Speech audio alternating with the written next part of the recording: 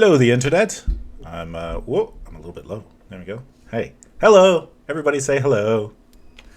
Welcome. I'm just double checking our audio, and we are good, which is always a nice thing to have. Hello.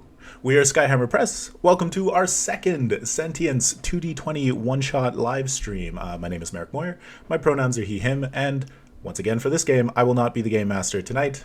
That's Al, right above me. Give a wave. How's it going, everyone? Welcome to Yeah. Sentience, the 2d20 game where you role play sentient robots that are on we're terraforming a planet. They gain sentience and emotions and all these things before humanity has returned. And so we're going to explore what it's like to build a society while you're waiting for your creators to return.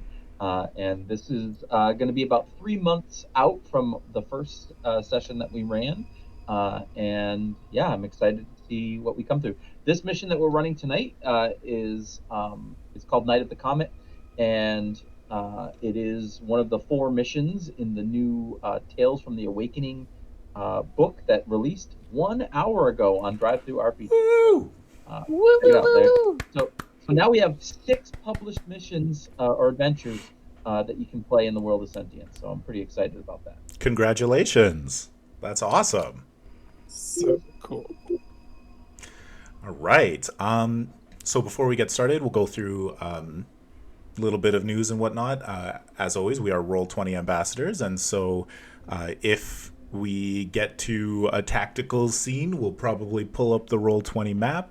If you're interested in a virtual tabletop, it's free to check it out at roll20.net, and then you can get a subscription and get additional features and cool things. Recent stuff on the channel, we did a Supernatural one-shot a month or so ago, and that's on YouTube, which you can check out right now. Very fun. Katie from our Hellbreakers stream was the GM for that one.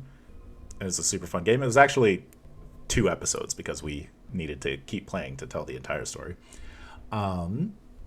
If you want the previous Sentience game, that is also on the YouTube, and you can go grab that. It is called The Stray Code. Let's see, next week on Friday the 27th, we are going to be doing a one-shot of Achtung Cthulhu, Mysteries of the Mansion, the 2023 Halloween horrors for that game. And the team for that will be the Falcons of Fortune, who ran The Serpent and the Sands earlier in the year. And then we also have Old Gods of Appalachia, which we're going to be doing a one-shot for on Saturday the 28th. So we're doing a triple feature, Friday, Saturday, of Halloween cool stuff. Old Gods of Appalachia will have the Hellbreakers crew as characters in early 1900s backwoods Appalachia worried about eldritch horrors. So that'll be another super fun game. And the last thing to talk about is Cohors Cthulhu. So a big Modifius intellectual property that is currently on Kickstarter right now. It is the Secret War of Achtung Cthulhu, brought all the way back to 167 AD in the Roman Empire. And yes, it is Cthulhu monsters and eldritch horror, cosmic horror in the Roman Empire. The session 0 for that is available right now on youtube.com/@skyhammerpress.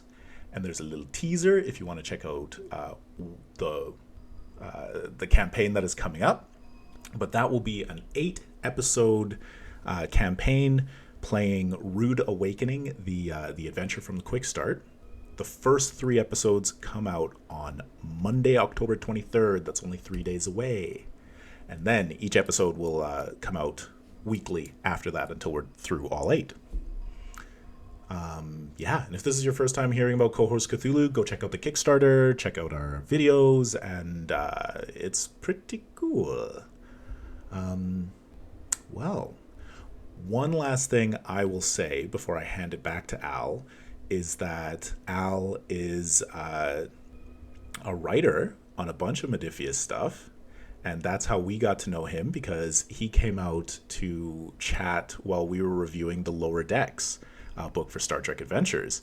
And so just super excited to have Al back playing a game that he wrote, and really give it up for him. Thank you, Al. Thank you. That's very nice of you to say. Yeah, so writing Star Trek Adventures and shifting to Sentience isn't too far of a jump, actually. You'll notice that we borrow some aspects of the Dune 2d20 game and aspects of Star Trek Adventures, of course, as well. But it is basically the 2d20 mechanics. So if you're familiar with the system, this will be easy. Otherwise, we'll talk you through the first few rolls if they have when they have to be made. So that everyone that's watching can understand what we're doing. As with every episode of Sentience, we always love to start with like a social situation, because these robots are trying to learn how to be people, right? And how to interact with each other. And just after the awakening, a lot of the robots did not react well to all of a sudden having emotions. Some lashed out. Some were attacking others like survival of the fittest style. Like it was very, very crazy after the awakening. But here we are 5 years later, and this group of sentient robots known as the mainframe has kind of tried to start bringing society back together from the chaos that happened just after the awakening. And so tonight, you have all decided together to participate in a citywide celebration. And the citywide celebration is about an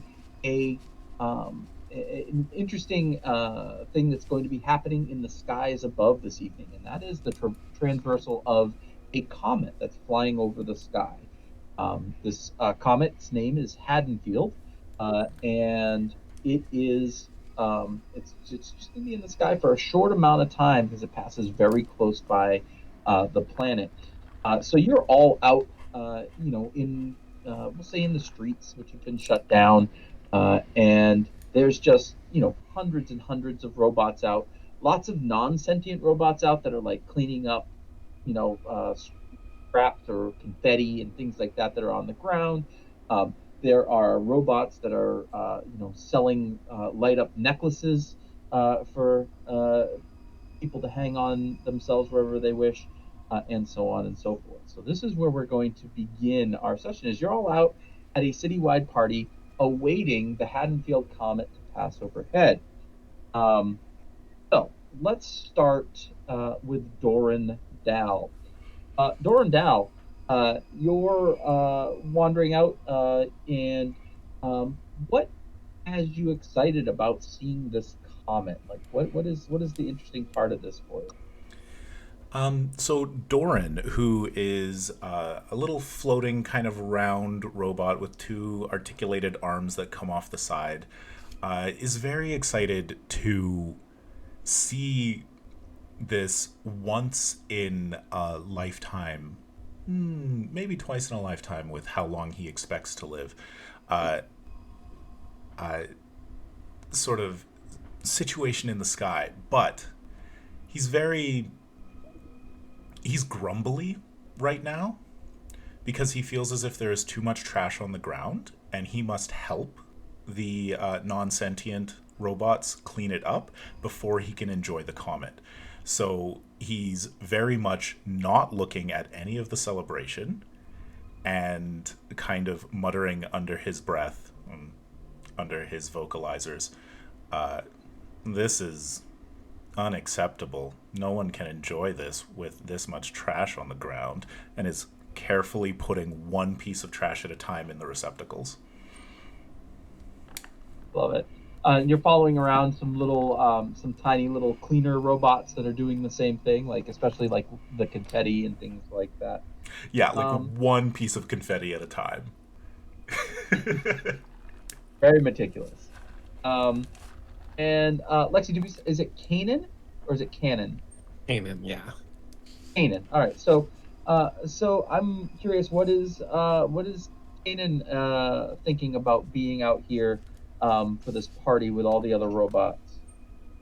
She probably wandered out in interest of just being there to make sure that anyone didn't get too rambunctious. she was so Kanan is a quadrupedal defense robot and used to be a perimeter defense, and so her first instincts are to wander around, make sure that people aren't taking any advantage of the chaos and doing anything untowards towards anybody else. But as she gets out there and gets amongst everything and starts thinking about the comet, she probably just ends up stopping on a corner somewhere and staring up at the sky. Love it. Rasputin, say something not so fun happened to you at work today. What, like as you were out and about, maybe it wasn't at work, maybe it was walking through the city, and now you are here at the party. What went wrong at work or in your wandering the cities today that might be a little bit annoying to you? Well, for Rasputin, what was annoying today was that they had to work because they also needed to make this traditional Earth gift for their friends called friendship bracelets. And the friendship bracelets needed to say Meredith, Olivia, and Benjamin, but in binary. And it's a lot of work. And so I had to work today, which got in the way of my friendship bracelet making. So they're not as neat as I would like them to be because I had to rush. So I'm annoyed and I'm looking for my friends and I don't really care about the comet at all. I just want to give a present. Yeah, that is annoying indeed. Um, Viola, uh, there are a lot of non-sentient robots out and about. Probably even more non-sentient robots than sentient robots. How do you feel about the non-sentient robots interacting with sentient robots as you are out enjoying this party? Well, clearly the non-sentient robots can't enjoy this wonderful celebration quite the same way we can, but that doesn't mean they can't enjoy it. I mean, do we know? So Viola's doing her best to kind of include them, or at least not exclude them, and check in with them. And hey, who knows? One might become sentient. So what might be a fun little game that you can try to play with some non-sentient robots that are, about 2.5 feet tall, going around cleaning stuff? She's trying to introduce them to the ancient human sport of soccer. Mm, I assume it's going to everyone's look gonna a little fall. bit more like Rocket League, even with the non-sentient robots. Excellent, excellent, excellent. And last but not least, our newcomer who actually wasn't with us the last time that we played is Aldor Rain. Aldor, what do you think about this comet coming by as an analyzing robot? I'm just, first of all, I was told that we would all be doing robot voices, and I uh, I have to recalibrate here. Alder is he's kind of walking in circles around the uh, encampment or area, and he's kind of stressing on his data pad. Like he's not even looking up. He's using the camera from the data pad to look up at the sky because he's trying to do math equations over here, and he's realizing how far everyone is falling behind. And he's not stressing because he understands the robots need to blow off some steam, but he's also like running out of time. Excellent, excellent, excellent. So as you are all enjoying and playing your little games of soccer and picking up your trash one piece by one piece, so on and so forth, uh, on your heads up display, you get a flash, an alert, and it's flashing red, and it says warning. The Haddonfield comet has changed trajectory. This is no longer a social event. All beings within a sector of grid 4 must immediately seek emergency shelter. This is not a drill. So you are in grid 3. So the next grid over from you, uh, something is going to happen. You believe that this comet might be inbound, and it's things start becoming very chaotic very quickly. Specifically, the non-sentient robots are just kind of like still doing their thing, like nothing's wrong. But there are some sentient robots that are, scared and cowering and things like that, not sure what to do. So you've got a couple of minutes. what would you guys like to do to respond to this message that's just come across your phone? I just had a quick question first. How big is a grid? Like, if we're grid 3 and grid 4 needs to shelter in place, are we like, how far is that?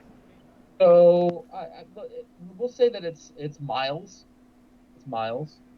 Yeah, very big. So we can't just like run over to our neighbors and be like, come to our grid. They're really far away. Cool. No. You're more worried about the people that are around you immediately because there might be a blast zone.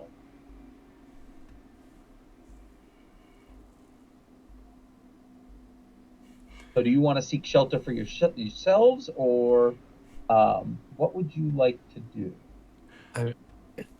Kanan would be immediately trying to find anyone who is seems to be paralyzed, like as we said, didn't seem to know what to do, and she'd be trying to get them to move away, seek shelter for themselves. So she'd be trying to kind of help the process of evacuation. Sweet. So you're moving around, and you do see two robots that are kind of cowering and are very confused. They don't know what to do, and they're in the middle of the street. Would you like to try to console them and to get them on their way to someplace safe? Yes. All right. So we're going to call this a difficulty 0 task, Okay. chance to generate some momentum for you. And we'll call this an emotion plus communicating task. Okay. I'm going to use my fear right now because I'm afraid for these people, and my communication. So fear is 9, communicating is 1, so that is a 10. I rolled an 8 on one and a 12 on the other, so that is 1. So you generate 1 momentum, and you have convinced these people that there's a. It looks like there might be a building right on the corner of the street that looks like it might have a basement, and you kind of convinced them to go get in there. Perfect. So awesome. So Kanan has acted. Anybody else want to do anything before seek shelter?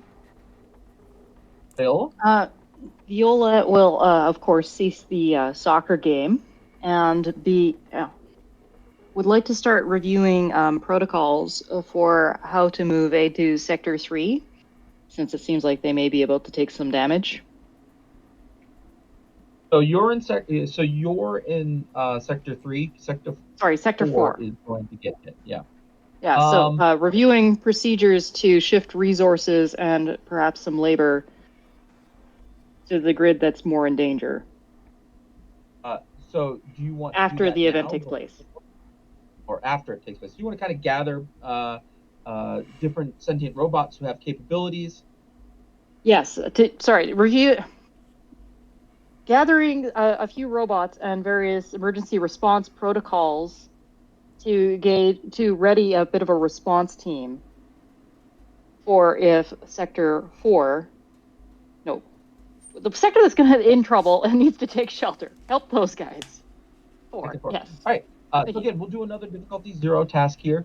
I'll let you, whatever motion you want. We can either do communicating to gather robots of different abilities together, or you can do an analyzing task to go through the security protocol quite quickly. I will also allow surviving, I guess, if you are going about it that way. I'd rather go with analyzing, especially since what I had in mind was reviewing procedures we already have in place to see which would be most appropriately applicable. So analyzing, I guess I would pair it with, fear. Concern is an expression of fear, I suppose. Sure. So this is difficulty 0. What's your target number? I've got fear 8, analyzing 3, so 11. So you're going to roll 2d20, and each die that rolls an 11 or lower counts as a success and will generate momentum for you. Rolling it in roll 20. Oof. That was a bad roll. No? No, wait, you said low. Roll. Sorry. Okay. I have a question. Under your programs, do you have anything like crisis management or emergency response or anything like that that might help this rollout just a little bit? Organizing. Organizing. So I'm going to go ahead and say that you have so that 3 that you rolled, right? Is your analyzing a 3? Yes. So that 3 is going to count as 2 successes, and that 7 counts as success. So now you're up to 4 momentum in the pool. You have got the procedures in place that you need, and you've actually gathered a couple of emergency response droids as well. All right. Doran, Well, Rescue Team, yeah. anything you guys want to do? You want to go, Steve, or you want me? I'll take a crack at this. Go for it. I'll start. I'd imagine if we're getting a warning, Grid 4 is getting a evacuation notice. So I would like to spend some time trying to figure out if we have room to accommodate refugees. Excellent. Yeah, so that's a difficulty 0 emotion plus analyzing path. So you're going to roll 2d20. I'm rolling And in then you're going to add the whatever emotion you want plus your analyzing score. emotion, whatever emotion I want. How are you feeling right now? The comet With is about to hit the sector next to you. fear, so it's an 8. And I rolled a 3 and a 4. And what's your analyzing score? It's a 4 as well. Okay, so 8 plus 4. So you need to roll lower than 12 or lower. So that's 2 more successes, it sounds like. Mm-hmm. That'll fill up your momentum pool. Nice. And yeah, so there, whatever refugees that can get out of the sector, there should be space around here, but they need to get into shelter like immediately. Okay. And silly question. What is momentum? So momentum, great. I'm glad you asked. So That's a momentum great is question. a meta currency that allows you to purchase dice or manipulate the game in some way. So you typically only roll 2d20. But if you get to a more challenging task, you can spend momentum to add more dice to your pool. So if you want to add a 3rd dice, it costs 1 momentum. If you want to add a 4th dice, it costs 2 more momentum. If you want to add a 5th dice, it costs 3 more momentum on top of that. Amazing. And you could also spend 2 momentum to create a scene trait and things like that as well. Okay. Thank you. Pretty cool. And just so you know, I also have some of that currency. It's called.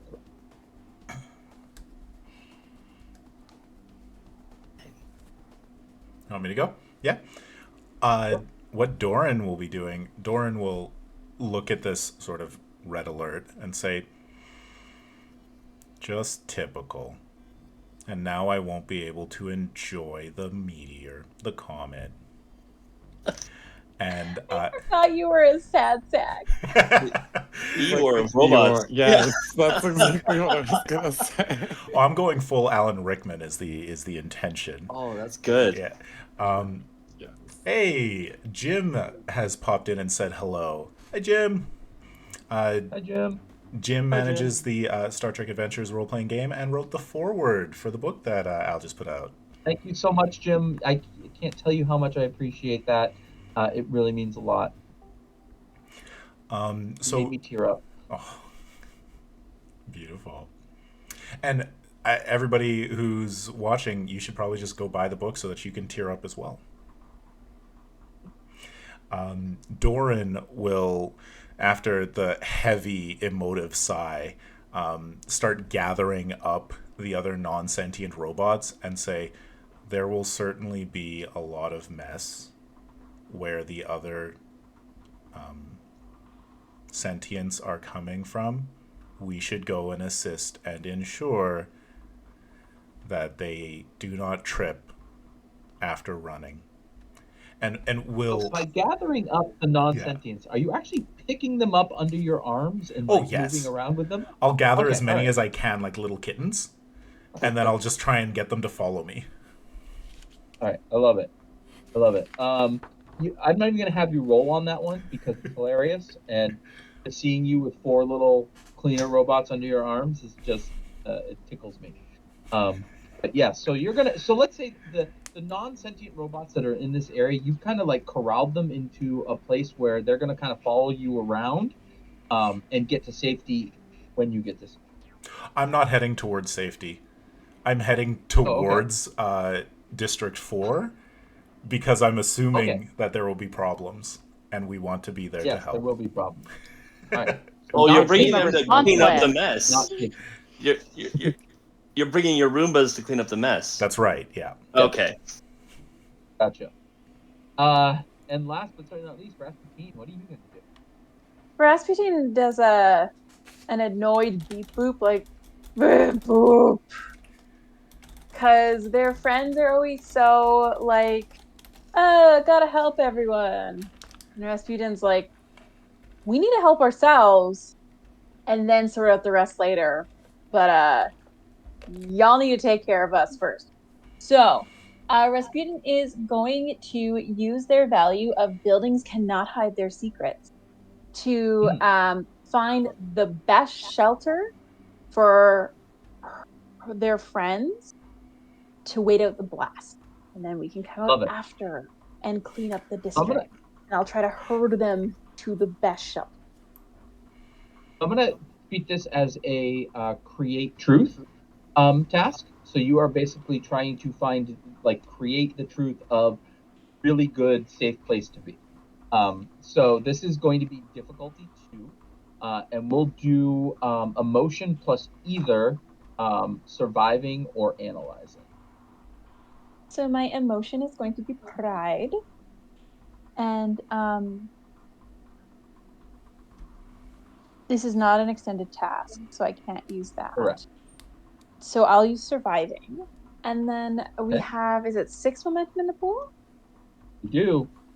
Guys, may I please spend 2 momentum or 3 momentum to get 2 extra dice?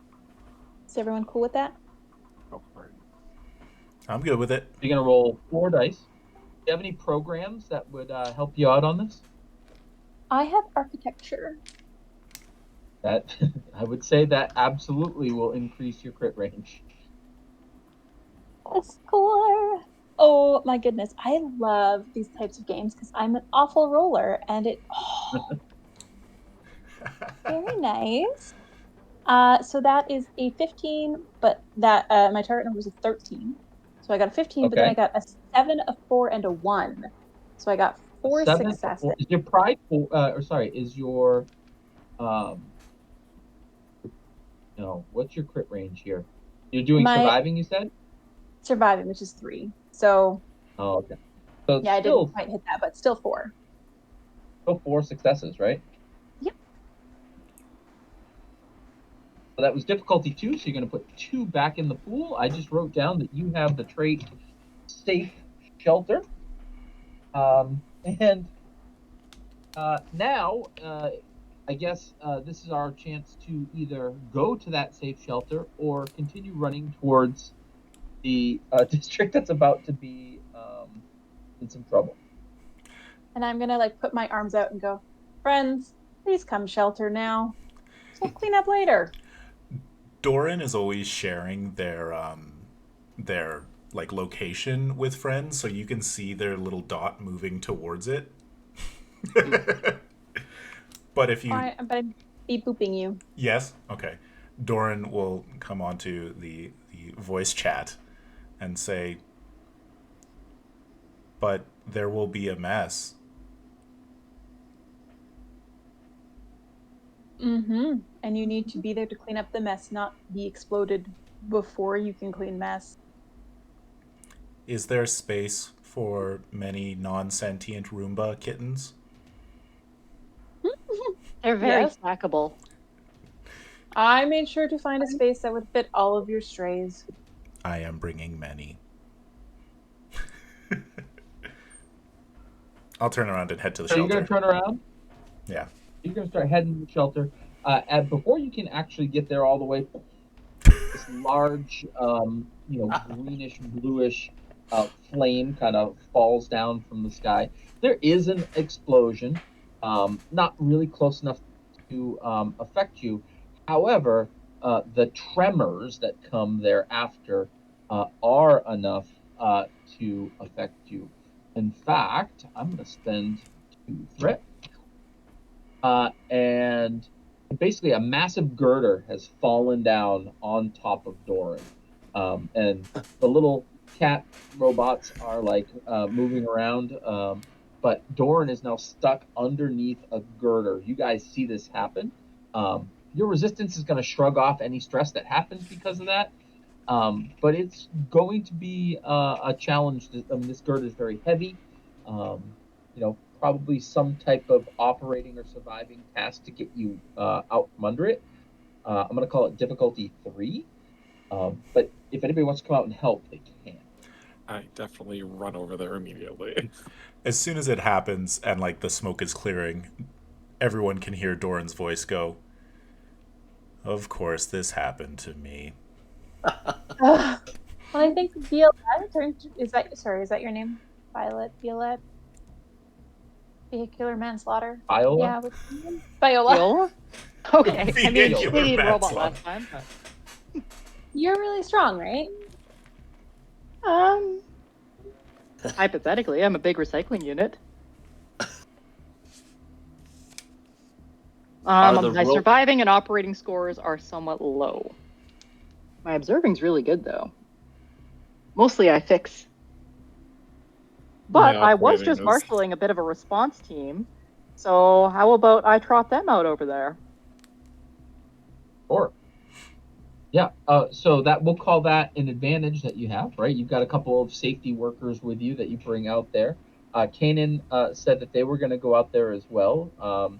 So let's have your emergency crew is kind of going to reduce the difficulty to 2. And now we have Doran and Kanan. Doran, you will get to make the attempt the task to get out, and Kanan can assist. Okay. Kanan got those muscles. Oh yeah, I do. Howard, explain, Kanan. Think about how you are going to help get Doran out.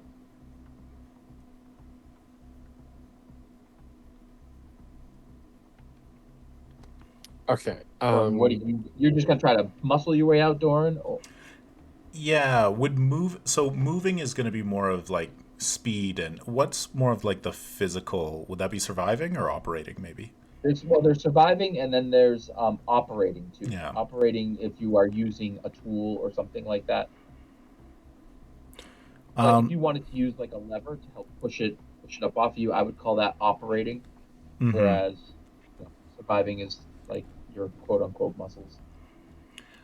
I'd say that Doran is probably using operating very carefully and meticulously, moving things one at a time.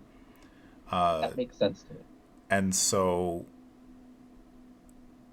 I'm going to say pride for the emotion. It's very much I am in this situation. I will move this and then this. Don't move that. This must move first. Don't touch that. This one next. Awesome. And Kanan, what are you going to do to assist here? Are you going to listen to what Doran is saying? Partially, but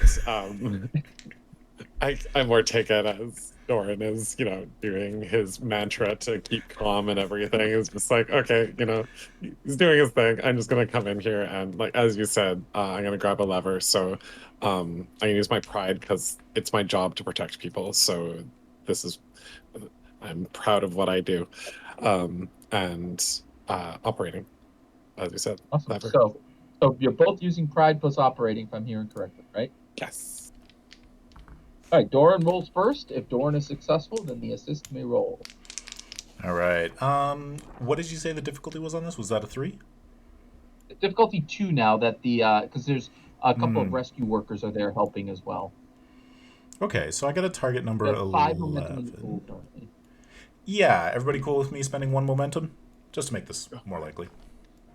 May I please, Al? I shall roll 3 dice. Oh, okay, 1 is completely cocked, and it just barely got a success. I have 1 success at an 11. I have a 14, and I have a complication. However, Yes. I do have meticulous. Whenever you use your operating protocol to complete a task, you may negate one complication generated from the roll. Yeah. Way to be meticulous, Doran. Awesome. That's awesome. All right. So you do have one success. Now the assist. So the way assisting works in this game is you get to roll one dice using your own emotions and protocols. So that's how it works. So it's essentially an additional die in the pool, but it's using your stats. Yes. I rolled a 2. So that is well underneath my Do you have any programs that might I help was you here? just looking at that, and nothing quite Okay. works. But you get the girder off of Doran, so Doran is no longer being crushed. The little aftershocks here are kind of rumbling through as well, and yeah, you're able to save him and a majority of the people in the area, in your little safe structure there that you found. Excellent. I'm not saying, I'm just saying my structure's still standing. If we would have gone there. I was unable to reach it in time because my newly installed morality recommended that I clean up garbage in front of fleeing townsfolk. Should I delete that? Yes.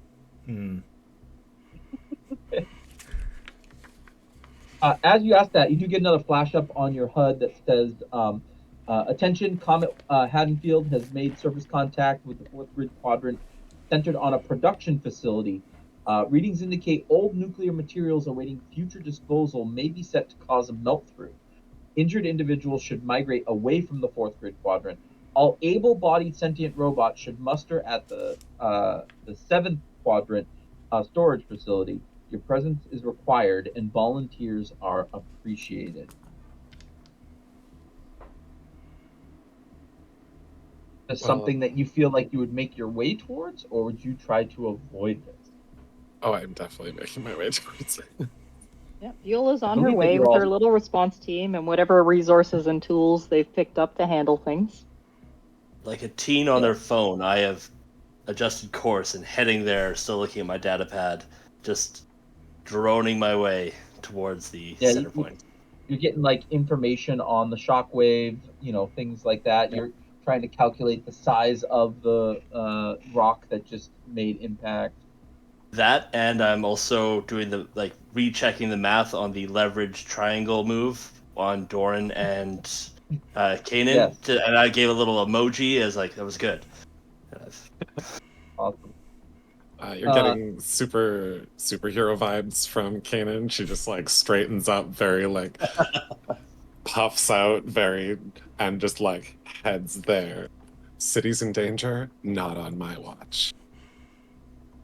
Doran trails behind. So there is like a little mustering point where there are survivors from the surrounding areas have kind of gathered together, and standing up on like an elevated position is a robot that has like a single wheel. It's got 2 arms, about 8 feet tall. On the top of its head is a red and blue siren that's just spinning. It's Gyroduck. And you would recognize this as the character named Nightlight. Nightlight is one of the heads of security here in the city, and he's kind of like trying to gather everyone together to see what they can do to assist people in District 4. Is that Night with a K? Yes. Nice.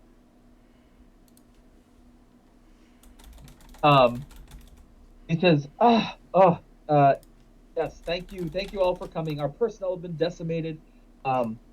There's power outages all on the east side of the city.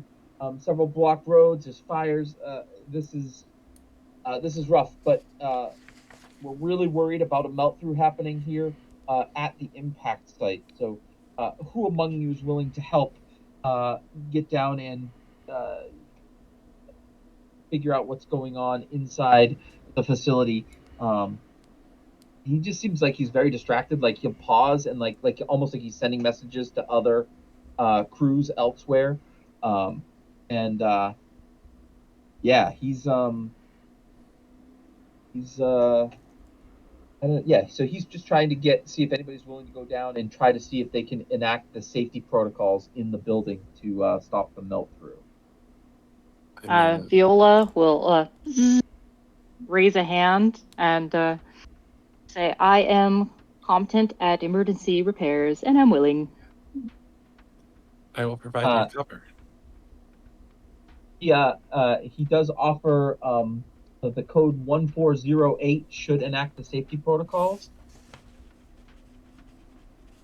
But you have to plug into an access panel near the storage room, which should be in the sub-basement somewhere.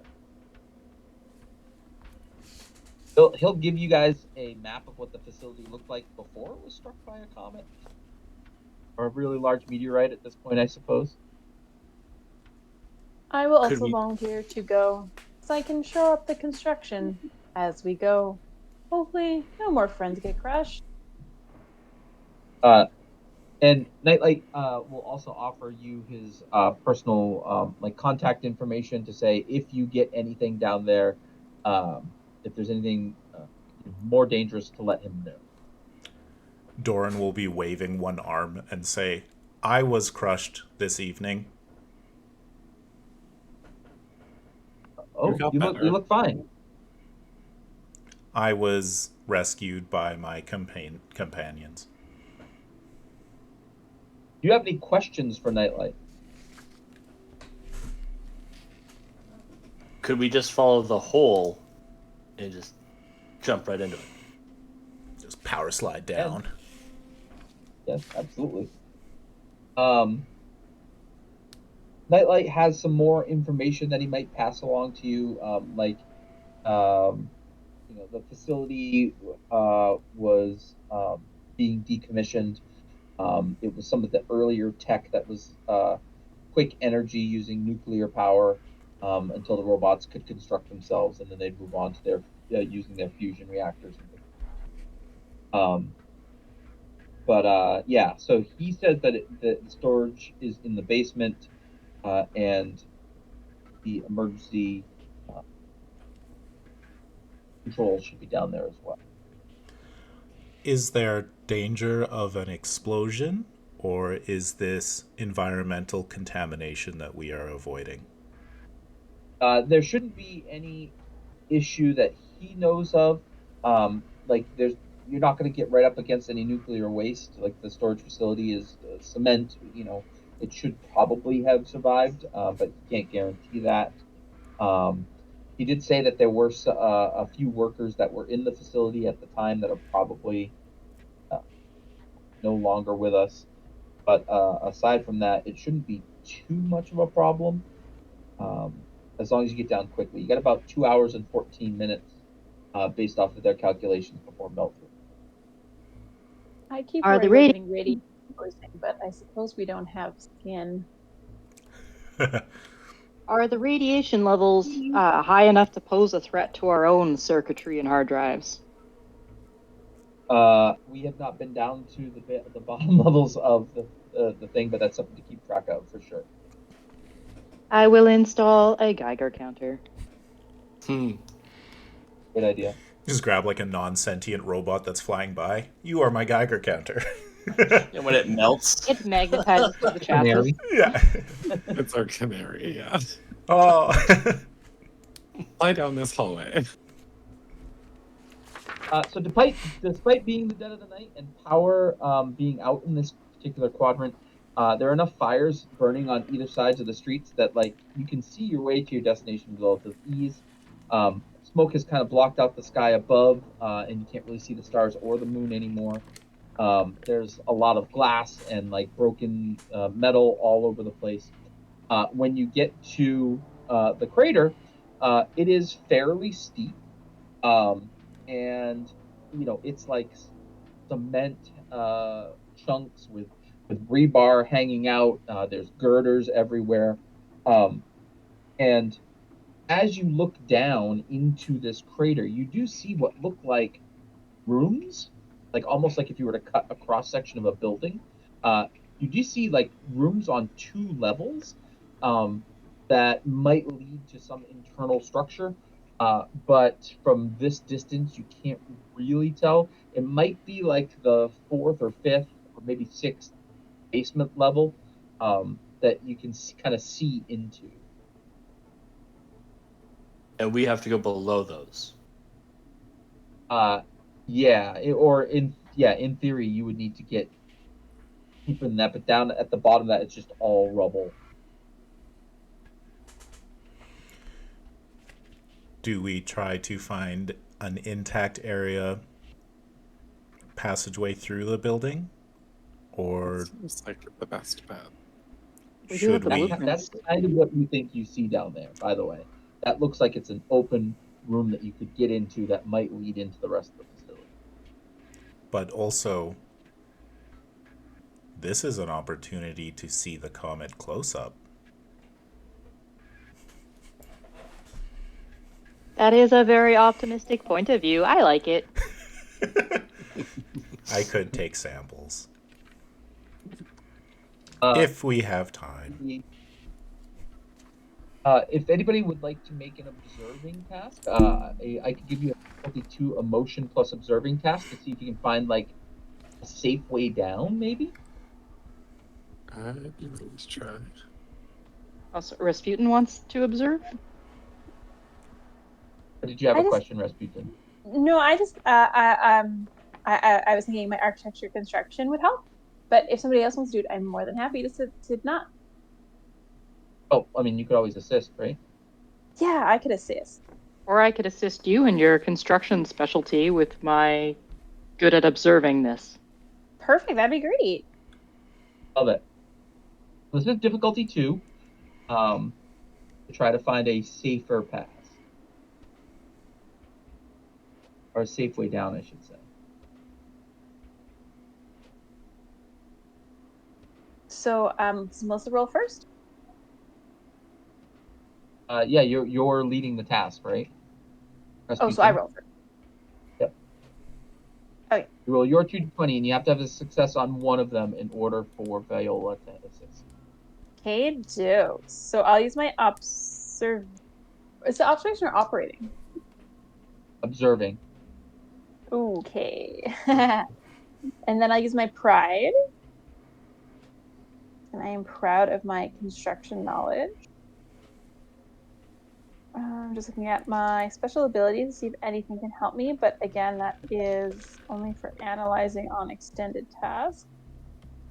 Okie dokie, and I'd like to use one momentum if that's cool with everyone. Get 1 more dice. On momentum, Okay. sure, you're going down to 3 in the pool. Excellent. Target And number those are is the 12. those were the momentum that were added from myself and Higher, Melissa's excellent rolls. Okay, good. Yep. All right, perfect. Yeah, they go into a bank. You can have up to 6.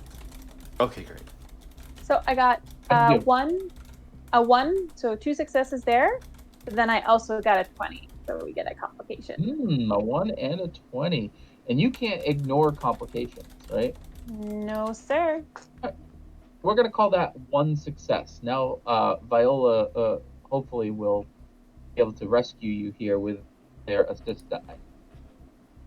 So I've got 4 in observing, and I think pride applies here too. Don't want to let down my buddy Rasputin. So I'm aiming for 12.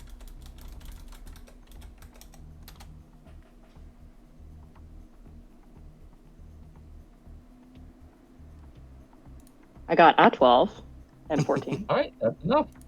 That's just enough. So you think that you've got a relatively safe path down to that. It looks like it's probably sub-basement hole that you can get to. Yeah. Anybody else want to do anything as they're observing and trying to find a decent path down? Could I grab some cable to start making robot-worthy safety lines? You can. It's going to take a little bit longer because you were just helping observe, but you can. If you would like to build like a safety harness, to like guide everybody down, like to tie off or something like that. Would everybody be willing to do that? To tie off to a single cable or something like that? Yeah, or just plant some cables that people can use to assist themselves. Yeah, I mean, being the collection robot that you are, I'm not even going to have you roll on that. You can easily find those to get your way down without an issue. Point of clarification. Yes. Does Doran fly or just hover? He technically doesn't have the fly keyword. So what I always thought of was he uses his appendages as feet and as arms. Oh, okay, so, okay. That's kind of the way I thought about it. So he could very easily, once he levels up, add a flight module or a hover. Okay. So then Doran will attach himself to the cable as well. Great. So, we'll say that you guys, you all are able to make your way down to the sub-basement level. As you are it takes a while. You're still going slowly, trying to be cautious and not fall. You are tied off with some anchors. And as you're looking down, you do see it is very, very deep down there. And it's filled with rubble. Down at where the comet either exploded or there might be pieces down there, whatever. Probably wouldn't want to fall down there. But you can get to the sub-basement floor where there is a room that is open to you. It is pitch black in here. There are no lights in this particular part of the facility because power is out. You all probably generate some form of light source, so it's very dim. Like when you open your eyes or if you have lights on your body or something like that. But it's really hard to see far ahead of you. What do you like to do?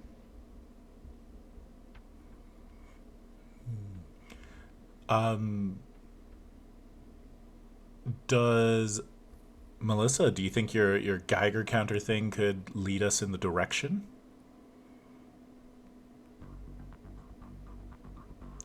Can it? Yeah. I mean, it's not really going off in any heightened way right now. It's just giving you a normal click. That could just be coming from the ground beneath you. There's no radiation leaking out currently. I'm gonna flip. Oh, sorry, Melissa. I was just about to say, Steve, if your robot could perhaps calculate where in this building we need to go based off the trajectory that we saw. I was gonna flip my data pad around as a little flashlight and use my analyzing skills to figure out where we need to go. Sure. So as you kind of start holding up the light, you do see that there are a few doorways and rooms nearby you, close by you. There are 2 rooms specifically that are basically almost immediately on your right. And you assume that there's probably more as you go up the hallway here.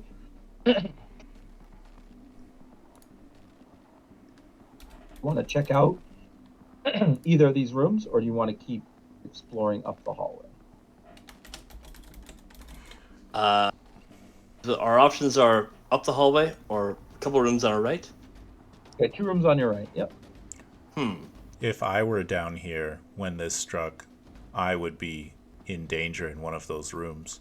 Perhaps one of the other robots is as unlucky as I was. Would you like to save and sweep the rooms? I can do that task. And Doran will chicken walk forward. As you chicken walk forward, Eldor Rain, you are 99% sure You heard some type of scraping sound up at the dark end of the hallway that you can't see. As much as I want to stumble down a dark hallway, you know what? Yes, I slowly teeter-totter my way towards the sound, Alright. and say, and can I say, yeah, with my little eye, can I say like, listen? Yeah. So as you start like slowly inching your way up the hallway, you do notice a third doorway on your right. By the way, looks like maybe it's an elevator. You do as you like step past the elevator and you're kind of looking over at it, processing what that is. You look back, and then as you look back in the light is a robot, but it doesn't look like a robot. It's got this brownish hue to it. It looks like part of its face and shoulder and arm has started to rot away. Zeep. Like almost like if its body was rusting. And it kind of slashes out at you. Actually, So rude. spend a momentum here to kind of add another die to my roll here. Oh, okay. So this is happening. All right. This is happening. You're under attack. Threat has been spent. All right. That I believe. So you were able to dodge out, or you're able to deflect it away with your data pad, and the arm like swipes down at your data pad, and you're able to kind of like fall back. As you look at your data pad, you see some of that brown discoloration that was on that robot is now on your data pad, and it looks like it's starting to dissolve it. My math. Oh no. I dropped the data pad and run back to Canaan. I And will shine my light down that hallway, see if I can see. You all can see this thing standing above the data pad, and it's like dragging along. It looks like, as it starts getting a little bit closer to you, that brownish stuff that's eating away at its shoulder eventually eats all the way through, and the arm falls right off. And it's just kind of shambling towards you. And the elevator chute. Just close the door. Just. Oh no, Doran scrap shotguns it. Okay. Hey, Doran's just gonna gotta go for it. Okay. Yeah. I was gonna give it a warning, but okay. Nope. You broke the math. I will make an anger roll. Doran has seen too many old zombie things from humans. They're coming to get you, Barbara. To that. It's a zombified robot. So, firing my scrap shotgun, what protocol would I use for that? So, operating is ranged attack. Surviving is melee attack. All right. So, I'm going to roll anger operating. Difficulty 2. I'm just going to roll for it. Want to buy any dice? You got 3 momentum right now. I kind of want to take a picture of the double ones I just rolled. Boom. Mark's That's like, 4 thanks. successes. Yes. I look down. I see 2 deltas. Why don't you roll your stress? Okay. That's a hit. Scrap shot. That 2 momentum floating because you might want to use it to add to stress or something. Yeah, so scrap shotgun is 6 challenge dice for stress.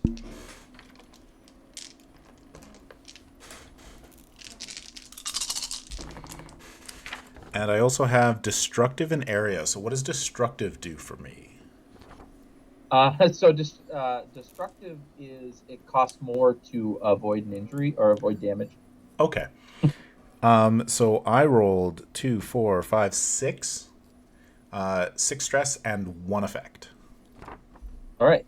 So 6 stress. So unlike a normal robot, which is built out of very strong metals and whatnot, that can shrug off a lot of damage. This your shotgun basically like blows a hole right through a brown section of its other shoulder and chest, and then it just collapses to the ground. Do not break the math. No longer moving. Well, I suppose it didn't seem to be sentient, at least anymore. Can we ping it on the network or whatever? Oh, the hub? Mm-hmm. You want to see if it was attached to the hub? Yeah. So yeah, you can absolutely do that if you want to like try to jack into it or something like that to find out what was going on with it. But like Bluetooth, not touching. You want to try to do it remotely? Yeah. Yeah. I was going to say, I don't know about touching that thing. Feels like something that we do. All right, I'm going to spend to add a scene trait here that communications are out with the surface, this close to the Comet. So you could try to like hardwire into this thing and read what was going on in its cortex, but the Wi-Fi is down. Can I hack it? Yeah, so you can actually physically plug into other robots, and they're just like computers, right? So you can read them. I was just worried about touching the brown stuff, so I was hoping that Yeah. hack would help me like not goop up. Can I we was going to poke it ask, with a can wire? we, like, can we watch it? Like, is it visibly like still resting? Yeah, oh yeah. Can I Oh, poke it with a absolutely. wire that's not actually a part of me to see if that immediately catches the brown rust? Yes. The Poke it with a whatever is stick. happening to it is going to start going up any metal that you touch it with. Like Leave the it. Leave it. experimentation. I don't think we should connect with this robot. Yep. Push it down the hole. With the Use the stick. rebar. We've Yeah. all got like a couple of rebars pushing it into the elevator. I will I not play it. recycle this unit. I play like a recording of taps as we do it. Love it. I go over to Dorn and I give a little robot pat.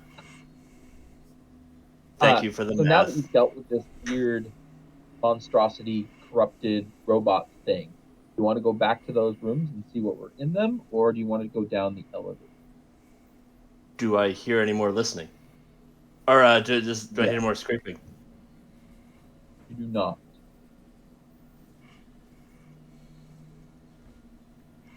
Dorn, do you still want to go for survivors? Now I think we should make sure that there are none behind us, because that would be just my luck. Oh my god. Good point. So the first room that you go into, Kanan, do you want to open doors? it's a very big room, but it is packed tight with stuff. There are pallets in rows, one after another, holding stacks of different types of metal. None of these sheets seem readily identifiable. So, like, if you look at them, they don't look like alloys that you've seen before.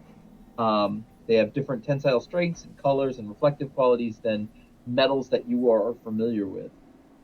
Near the door, a computer terminal blinks on and off rapidly, as though it's not drawing enough power from the backup generators.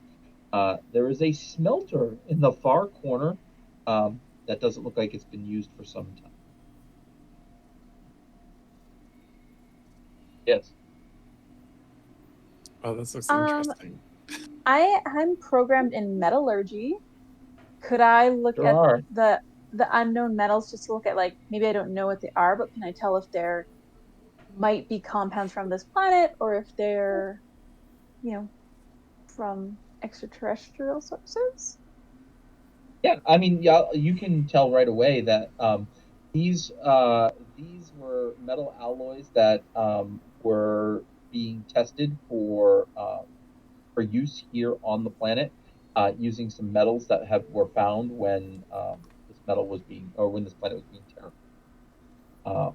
So like you've heard of the individual metals before, but you've not seen them mixed together in this way. So there are some common ones that you are familiar with, but mixed with new rare metals from this planet. And so Looking at them, could I tell if that kind of like mix of metals would be a really strong metal versus a really brittle metal versus a really flexible metal? So there's lots of different sheets of metal in there, and you can absolutely just go up to them and like test them out and things like that. And yeah. I want to find the one that's going to make the best big shield. Okay. Yee. You want to take a piece of that metal and fuse it onto your arm as a shield? Yeah, I'm a robot. I'll allow it. Do you need to roll for that? Yeah, you know what? We'll call that an advantage as well. So we'll do, it's a difficulty 2. This would be an operating task, plus an emotion. If somebody wants to assist, I'll allow 1 assist on it. I also have primary protocol. When this adversary attempts a task using operation, add 1 additional success. Awesome. I could assist with jury rigging if you want it. I would love that. Love You're it. so good at that. Okay. So my target number. So difficulty 2. Do you want to buy any dice? No, I'm feeling really confident because I already get 1 success, Okay. right? That's right. So I'll use operating, and then I'll use joy because metal gives me deep joy. And I'm so Yeah. excited to be doing this. And like, ooh, it's going to be on my arm. Oh, okie dokie. Oof, my target number was oh no, my target number was a 12. I rolled a 13 and a 15. So I don't know if the 1 success I do get from my thing counts. It does. So you get 1 success. And So again, that means you get the assist. No pressure. I call on you Alright. again to help me succeed. So I have a special ability called Reusability Analysis Node. Whenever you attempt an operating task to create a device or object out of whatever is lying around, you may use your observing protocol instead. Love it. So my observing protocol is great at 4, and I'm going to leverage love because I love my buddy Rasputin, who is clearly feeling a little under threat and wants a shield. So that's a 14. And program jury rigging. Awesome. Need 1 success here. Only get 1 die. Oh, sorry, 1 die? You got a 17 and 18. Those are big. But I did have the program jury rigging. So that would mean that if you rolled a 4 or under, it would count as 2 successes. Wow, this metal does not want to be on your arm. So I'm going to tell you what, it works. How about that? It works. Is there a It big might be a button cost there? for that, but it works. So you can have your resistance go up by 1. Sweet. I was gonna say I wanted to try to jury rig it with a quick release, so maybe we weren't able to jury rig with a quick release, which means it's gonna suck if it gets rusty. Oh no. Yeah. and you just have to drag it along the halls. Like everyone just hears us coming because of your. Or it's like lift and drop, thunk, conk, Yeah. thunk, thunk, thunk. You have to go sideways through doors. I mean, I think the reasoning was sound. We'll see what that leads to in the future. But you have a resistance of 3 now instead of 2, if that matters. Daga. What about this computer? Anybody want to deal with that? I do. I'll help. Yes. Yeah. I've got code breaking and computers as my programming. So the big thing here is you're trying to just fix the power coupling, essentially. Okay. So this could be an emotion plus operating or an emotion plus analyzing task. It is difficulty 2 to get the computer up and running. I'll bring pride because I'm good at computers and math. And protocol, do I have to add that there as well? Will be Yep. my analyzing with 4. You want a high number in What? analyzing, right? Yes. Yeah. So it's Yes. 4 plus. What are you doing? Pride, you said? 4 plus pride is 14, so I would need to roll 2d20 and get under a 14. A 14 or under. 14 or under. Here goes the rolling. I got a 2 and a 1. Oh, that's a great one. And Doran's assisting, right? We win. Yeah, absolutely. Yeah, I'm Doran, roll your assist. Yeah, I'm gonna help with fear. Doran's pretty jumpy at the moment and wants to get this done as quickly as possible, and will be analyzing as well with my program of repair. Awesome. I do not contribute. Okay. Too Well, jumpy. you got 3 successes anyway, so that's 1 momentum going into the pool, which is great. Bringing you up to 4. So you do get power going to this computer again, and some awesome things that you find in this computer, including, like you get a full map of the facility, or at least what the facility looked like ahead of time, before the comet hit, and you also get a, it's like a database of all the metals here, along with alloys that can be created if any of these metal sheets are mixed together. Oh. Yeah.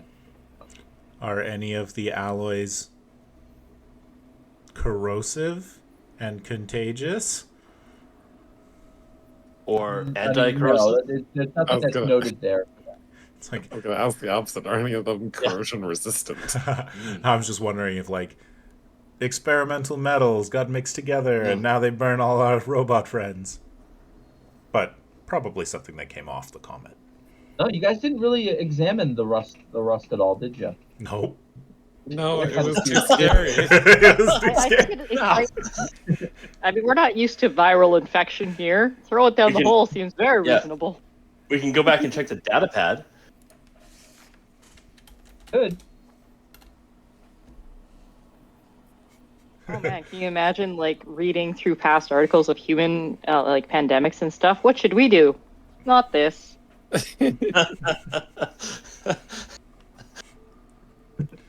I'll go and take a look at the data pad, get like really close without touching it. You, What so would- you want to like just make an observation of the data pad and try to And how the rust is kind of moving on it, or Yeah. how it's Is behaving. there anything like left behind after the rust? Like, does it just like rust away into nothing, or is it leave like? I'm sure that there's like a Flex a little powdery bit. dust left behind after. Okay, I'm gonna test. Okay. Trying to poke a bit of the powdery dust with some metal to see if that rusts off the already rusted stuff. It does not. Okay, I'm gonna try and like scoop up a bit of that and analyze it, see if the dust has any clues for us. The dust is no longer metal. It's no It's longer. like a silicate of some sort. I'm just curious, is the ground in here concrete or metal? Concrete. Concrete, okay.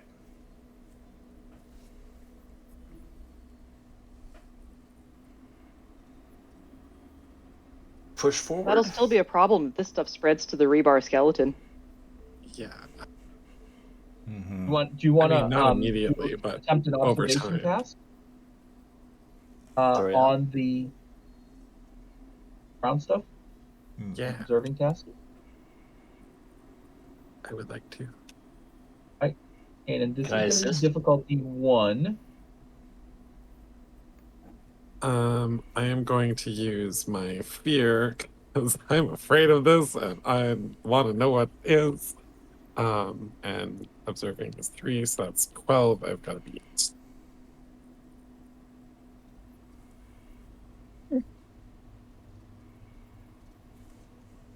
Yeah. So I rolled Buy an any dice? 8 and a 17, so that's 1 success. Okay, that's all you need. Yeah, so this looks like it is some type of what humans call bacterium that is consuming the metal, and basically you believe that it's releasing like silica pellets as waste. Um, well, that's not good. I had a thought. If it is biological, could we kill it with nuclear power? Or feed it with nuclear power. Doran thinks they hear something and spins towards it with the shotgun. What if we install flamethrowers? Ooh, I like flamethrowers. We could try it. Might not hurt the metal, but still kill the biological.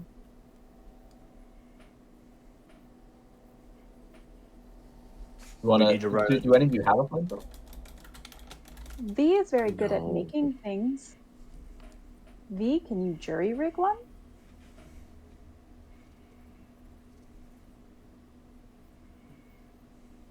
Let's find out. I was just Googling, like, heat of a laser.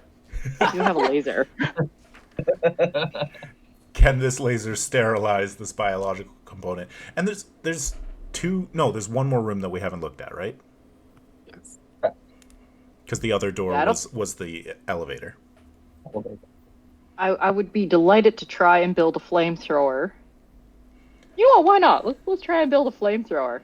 I will see if there are components for your flamethrower. And Doran brings up the shotgun and goes to the second room.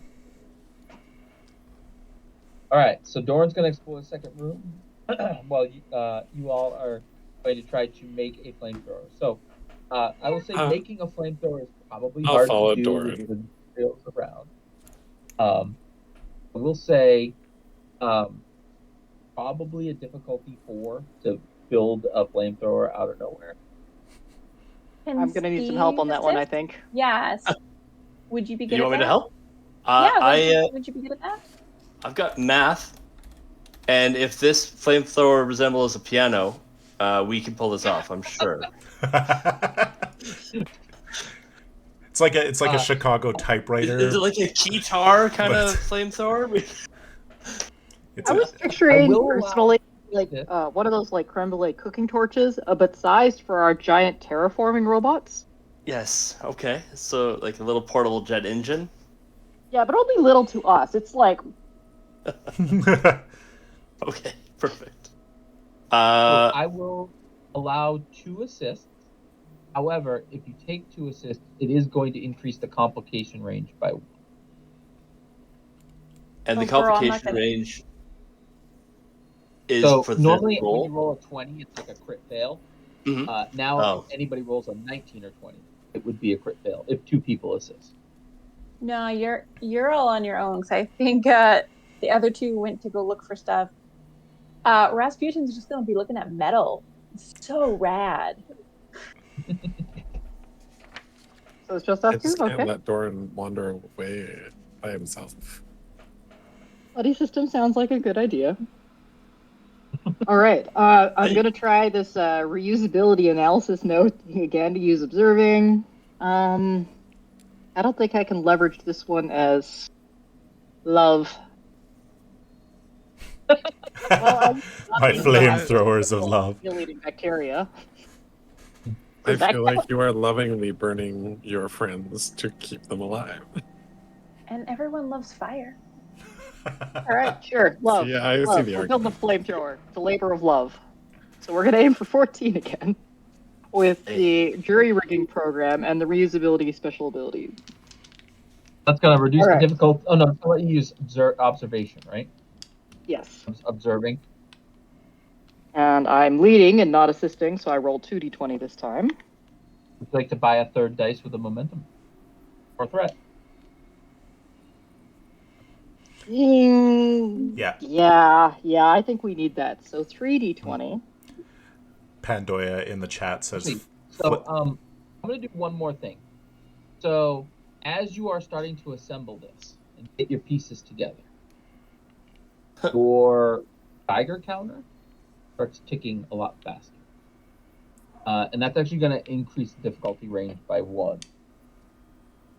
Do that. Ooh. So the complication range has been increased by 1, even though you don't have somebody assisting. 19s and 20s are bad. But what All did right. Pandoya say? I must know. Flamethrower plus love equals burning passion. Yes, I approve. Thank you for that. All right, 3d20. Here it goes.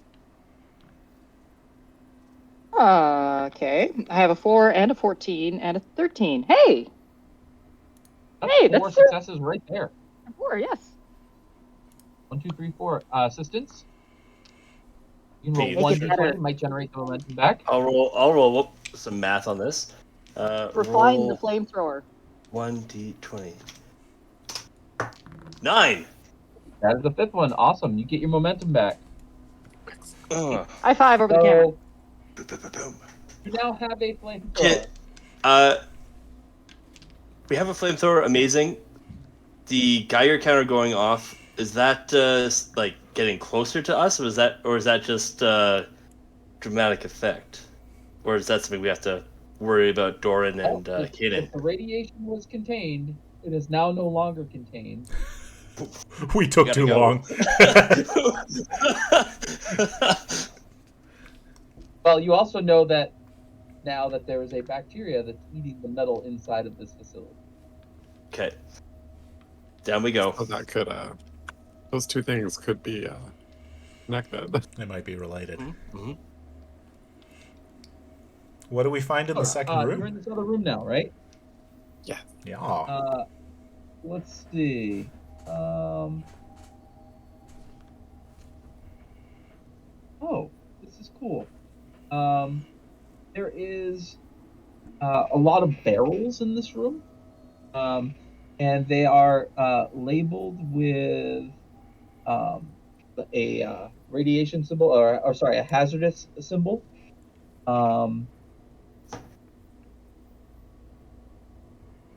Yeah, just a bunch of them in there. Okay. Bunch of barrels. At a cursory glance, does it look like they are just like nuclear waste? No. This appears to be some type of chemicals. Chemicals. Okay. So it's more, yeah. It's not. It's a like plastic barrels filled with different chemicals. Okay. I search through them to see if there's any accelerant that can add to Viola's flamethrower. Yeah, absolutely. There are 4 different types of chemicals in here. Okay. Okay. Some of them are corrosive. Some of them are sticky. Some of them are turn into gases with when they're depressurized, and then others are explosive. All right. Explosive ones will likely work as an accelerant for the flamethrower. I Okay. was thinking the sticky ones would be like a napalm, but then I was like, wait, do we want to be napalming ourselves? Maybe not. Yes, I will motion to Kanan and indicate that we should grab some of these barrels and bring them back to Viola. But Sounds like a plan. I'll be like doing hand motions as if something could hear us. Mm-hmm. Kind So of like, you're just gonna like siphon some out of the barrel, get the flamethrower cooked up, and then you can kind of like catalog what else is going in there as far as the chemicals go. But these chemicals were probably used in some way to make the metal alloys next to you. Not really clear on what the process was. Okay. I think Viola's got the lead on this one now. We're heading down the elevator. Oh, the elevator doors open. Is this I was just going to ask, is this a good place to take a break, or are we going to... I was going to do that through the elevator. I was going to tell you what was going on with the elevator, and then we were going to take a break. Let's do it. Because the elevator is something that you are all familiar with, kind of. So you open the elevator doors, Wait, did we burn the iPad for the flamethrower? No. We did not. I thought it, and then I didn't do it. So, Okay. whoops. All right. Just wanted to make sure. I didn't think you had. So we get to the doors. The doors open. You have to kind of like pry them open. But looking down, you can see down about, let's say, 15 meters. And all the way at the bottom is water. Looks like maybe 2 sub basements below you. But there is one level below you that has a set of doors that are kind of open just a couple of centimeters. It will require some form of traveling down or rappelling down to get to those doors. Because the lift is down in that water and is completely filled up with what is probably some type of coolant.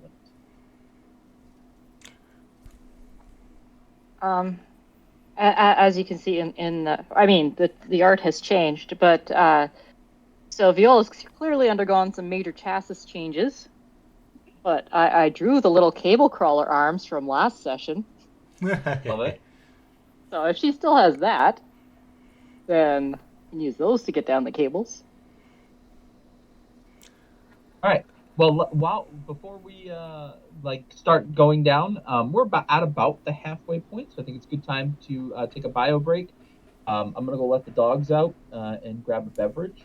But so far so good. I'm glad that the weird rust bacterium is freaking you out a little bit. What it's designed to do. So Excellent. yeah. So we'll come back. What do you want? 5 minutes? Is 5 minutes good for people? 10 minutes? That should be. 5's great. I don't even remember how much on the timer is on the break thing, so let's say 5. It's 5. Cool. 5 minutes. 5 minutes. See you in a bit. Thanks, folks.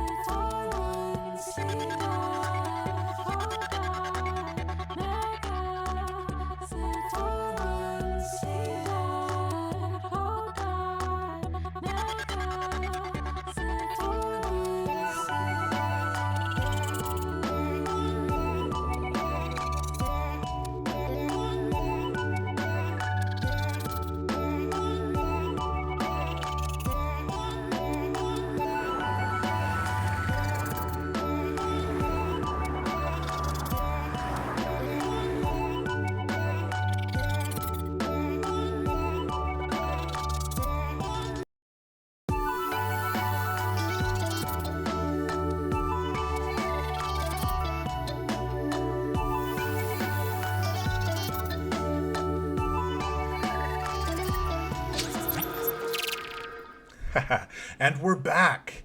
Hello. Thank you, everybody, for hanging out over our break. We are playing Sentience 2d20 by Al Spader.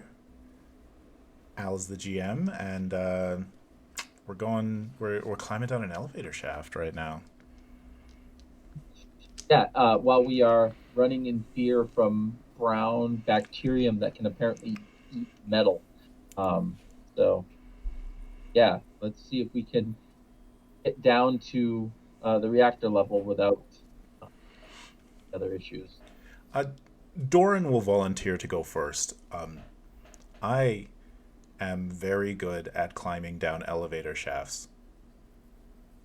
Except for that last time. I fell. I don't think I will fall this time. Getting down the elevator shaft is only a difficulty one moving motion task. Again, from here on out, because the radiation is starting to leak out, the complication range on our rolls is going to be 19 and 20. Okay. I'm still going to use fear. Doran is still a little twitchy. But Doran is very good at moving. So, my target number is going to be 12. 4 plus 8. Would you like to buy any dice? There's 4 in the pool. For a difficulty 1, I think I'm going to be good. Okay. I'll save that for other folks. Famous last words. I'm bringing it up to the light. That sure is a 19. Oh, you got brown stuff on you. However, it is also a 2, so I did succeed with 1 success. I don't have any programs to get a critical. But you make it down and get the door underneath, like, kind of wedged open.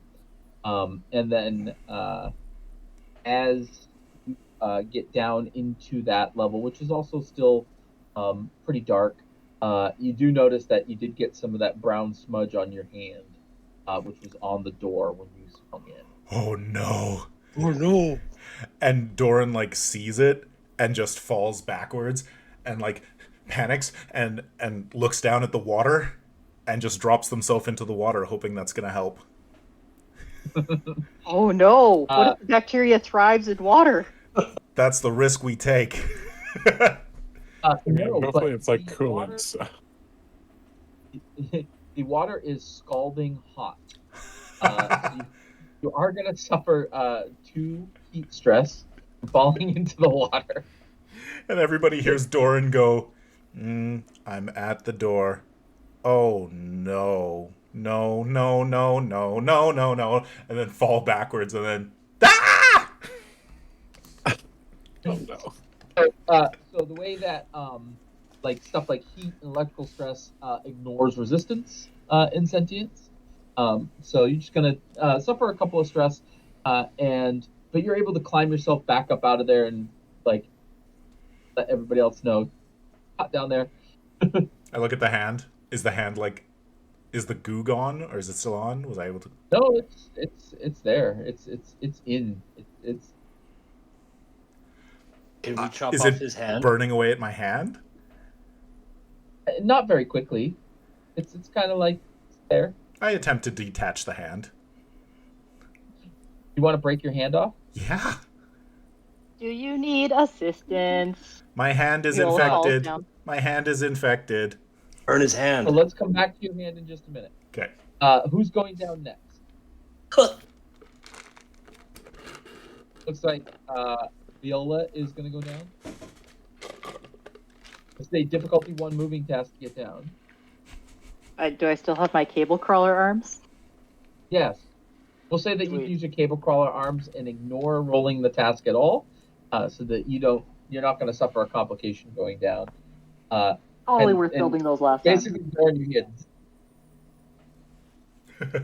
Then those attachments come down and Viola is able to swing in to where you are. Who's coming down next? I'll come down next. Awesome.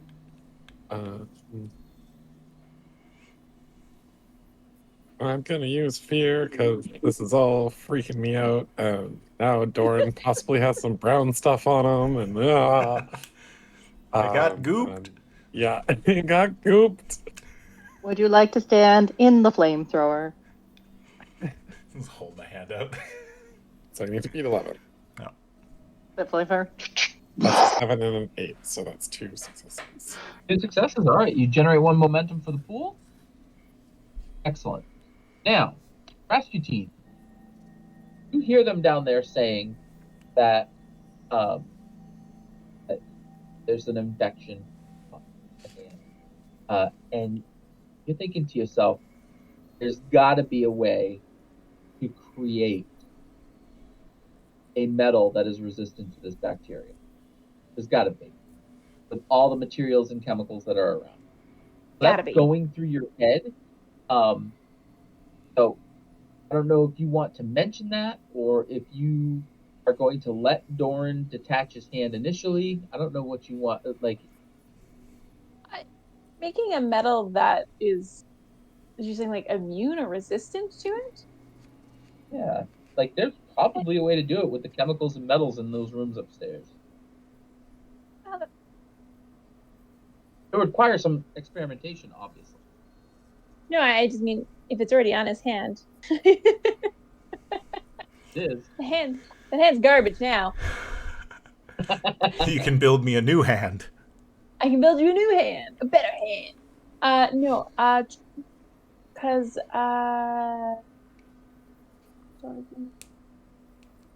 Aldor, you're still up here with me, right? Yes, you two are both still up there. I'm gonna yell down the hole. We'll try to find a solution. You take off your hand, Aldor.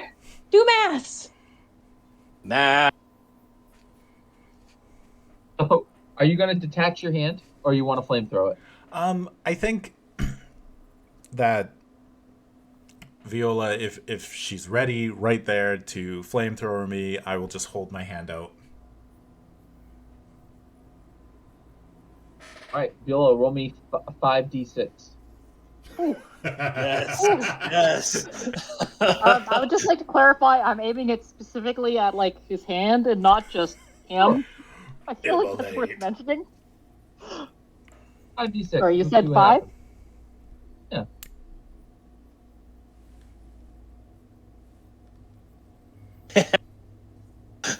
Wow, that's a lot of damage. So no, all right. So you absolutely burn all of the stuff off, but the hand is also lost in the process. So you have suffered 1 of your 3 damages, and that belongs to one of your hands. Okay. I am sorry, Doran. Don't worry. But you It's don't have not any the brown first stuff time to use. I've lost an appendage.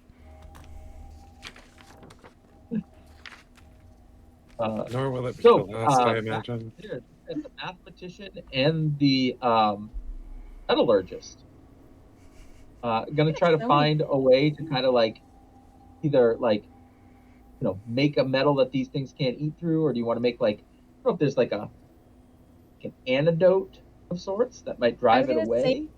Yeah, like maybe there's some way to use the chemicals and put like some metal in it, but keep it more in like a liquid state that will poison this biological factor.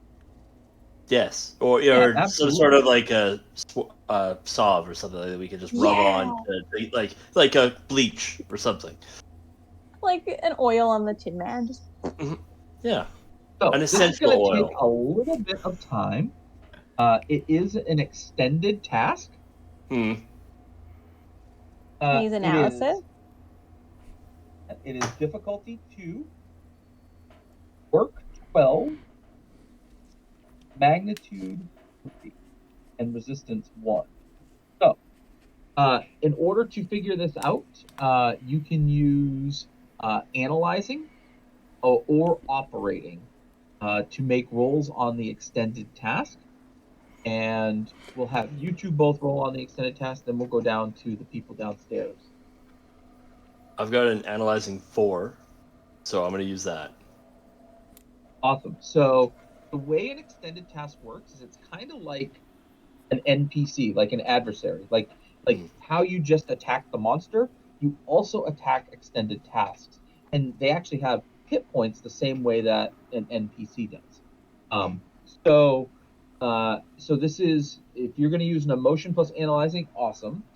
It is difficulty 2 to start, and you need to score 3 breakthroughs in order to defeat the task. So, what is your target number going to be? You do have a high analyzing. I have, and my target number is based on my emotion plus my analyzing. Yes. So What when emotion are you feeling like? well, I get to do math, so I'm pretty happy about that. So that's a joy for me at 10. I But agree. also, is that like I'm in a tense situation? Like it could be fear at 8 as well. I don't know. Are you happy or are you I'm scared? happy. Yeah. Well, You are doing what you were built to do, to analyze these products here in the warehouse. okay, yep. So joy. It's a little bit of So escapism in this yeah, stressful situation. nice. Yeah, everything just kind of fades away. I just see matrix numbers. 4 and a 10, and I'm rolling 2d20 against it. Yeah. Would you like to buy any dice with momentum? You have 5 momentum in the pool currently. Yes, please. I'll buy one. One, please. So 3d20, you are looking for 2 successes. 6, 4, and a 14. Those are all successes. Yeah, they are. So we're gonna have that one float for a minute. So you are going to, so that is a success difficulty. All right, good. So now you are going to roll 6d6. So you roll whatever your protocol was plus 2 in d6s to deal damage to a extended task. Rolling 6d6. 3, 4, 5, 1, 5, 1, 19. So, Math. so for this, 1s, 2s, 5s, and 6s will deal damage, or what we call work, to an extended task. 3s and 4s are not, deal nothing. So I see 1, 5, 1, 5. So you're dealing right now 4 work to this stress track. It does have a resistance of 1, so that could knock it down to 3 work. So 3 hit. It's going to lose 3 hit points essentially. Now, what you could do is spend your floating momentum and additional momentum to deal more work. What you really want to do is get, if you can deal 5 damage to a extended task, that is considered a breakthrough, and that helps make your extended tasks easier moving forward. It would cost you 2 momentum to do that. Am I the only one in this combat, or is Jen about to step up here as well? Jen's about to step up as well. I still think you should do it though. So I should roll 2d6? No, Oh, 1. it's just No, automatically. you just spend the momentum to get it. Oh, yeah, that. Yeah, all right. Yeah, do it. All right, so you're going to have 1 breakthrough. That's going to go down to 2. Now your difficulty drops by 1 whenever there's a breakthrough. 7 what to do. Still 1 resistance. All right. So now you've done some analysis here. You get your metallurgy bot in here. What type of task are you going to roll? It's now only difficulty 1. So I want to do an operating task. So you've kind of identified maybe some of the metals and some of the chemicals. And I want to use my programming in gravimetrics to find the proper way to balance the flakes of metal in the salt solution to make like the salve we want in the right balance. Yes, absolutely. I love it. Mystery. And you also have a smelter there too. Don't forget that you can use. Yes. All right. So I'm going to use You're gonna buy any dice? Oh yeah, I might as well. 3 momentum currently. Yep. So I'm going to use my operating, which is a 4, and I'm going. Oh, I was going to use my anger, but I think doing chemistry chills me out, and like metallurgy. So I'm going to use my joy, which is 8, which means my target number is 12. And did you say you were going to buy dice with momentum? I did, yeah. Okay. And just checking again, primary protocol, which is a task using operations, but because this is an extended task, does that mean I don't use that? It's still task roll. Hot dog. 1 success. And then I'll roll. Very good, very good, very good. So we got a 16, a 9, and a 2. So the 9 and the 2 are successes. The 2 And the 2 is actually is going to be 2 below. successes because Yeah, it's below of my operation. metallurgy. Yeah. So you have 4 successes total. So we are going to, so now we've got 3 momentum floating. Go ahead and roll your, is it 66? That's what we did Your for Steve. Oh, operating plus 2. yeah, that's 6. Oh, but I'm using my Cthulhu dice, so you'll have to. I got 3 1s and a 2. 3 And then 2 1s 3s. and a 2. So that's 5. Yeah, and then I got Right. 2 3s, so nothing. I've got 1 resistance, so it's going to knock it down to 4 work. If you spend one of the 3 momentum you gained, Yes, please. you're going to get another breakthrough. Yes, please. Awesome. That's some so you good guys are work. making well done. this on just the 2 of you. Awesome. You're still going to bank Just a couple hold of on, momentum. we can save your hand. Right. Downstairs. Now we flamethrowed a handoff. You do see right as you take a right out of the elevator, there is a room with the door open, and it does have like a glass window looking out over what looks like a bunch of like basically of water, and there is a little kind of access panel right there. It looks like this might be the access panel you need to activate the coolant or to activate the safety measure. Oh, well, perfect.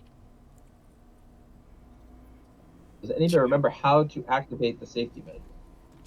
I wrote down that the Yeah. code was 1408. Me too. Me Oh, we too. all wrote it down. Yay, Like robots. note takers. Look at us. Also, great horror movie nod. I mean, we're all robots, so we just all like stored it away in our memory and just like that. Jesse Robitis, who wrote this, put a lot of horror movie nods into it, like Haddonfield, the name of the comet, things like that. He's a horror buff, so that's why I Nice. thought this would work well for Halloween. Happy Halloween, everyone. So let's see. And if we've been passing any patches of the rust bacteria, the flamethrower has been going. Here and there, you do see it, just contained, but the cement really blocks it out. So you might see like a girder or some rebar or something like that, rusting away. Things like that. But it's not like it can crawl across the ground and get to you or anything like that. Doran feels like it can. Yeah, absolutely. Activating Would you this like to ride on control my back? panel is a difficulty 1, and it can be a communicating or an operating task to activate it. I can do an operating on it. Now, there has been a little bit of a power surge down here. The radiation is amped to momentum to add another little trait here. That's going to make this actually difficulty 3 to turn on the safety protocols. Well, that's just rude. I'm I'll say that riding. you can have 1 assist on this, but if someone assists, it will make the complication range go up by 1. You're working in a tight area. I'm riding on Kanan's back at this point, because I probably tried to walk a little bit, but with one hand it's more clunk clunk clunk clunk. It's so sad. I just offered a rifle out and lifted him up on. Forgot your hands were your legs. Yep. I am good at communicating. I'm going to use my scanning program to make sure that everything is operating properly as I go. Sure. And what In are you case going to there's use anything. for? Are you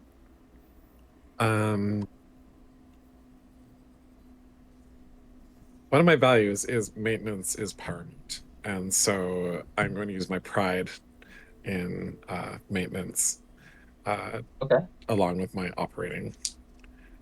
Awesome. And I should probably. We've got how many momentum left?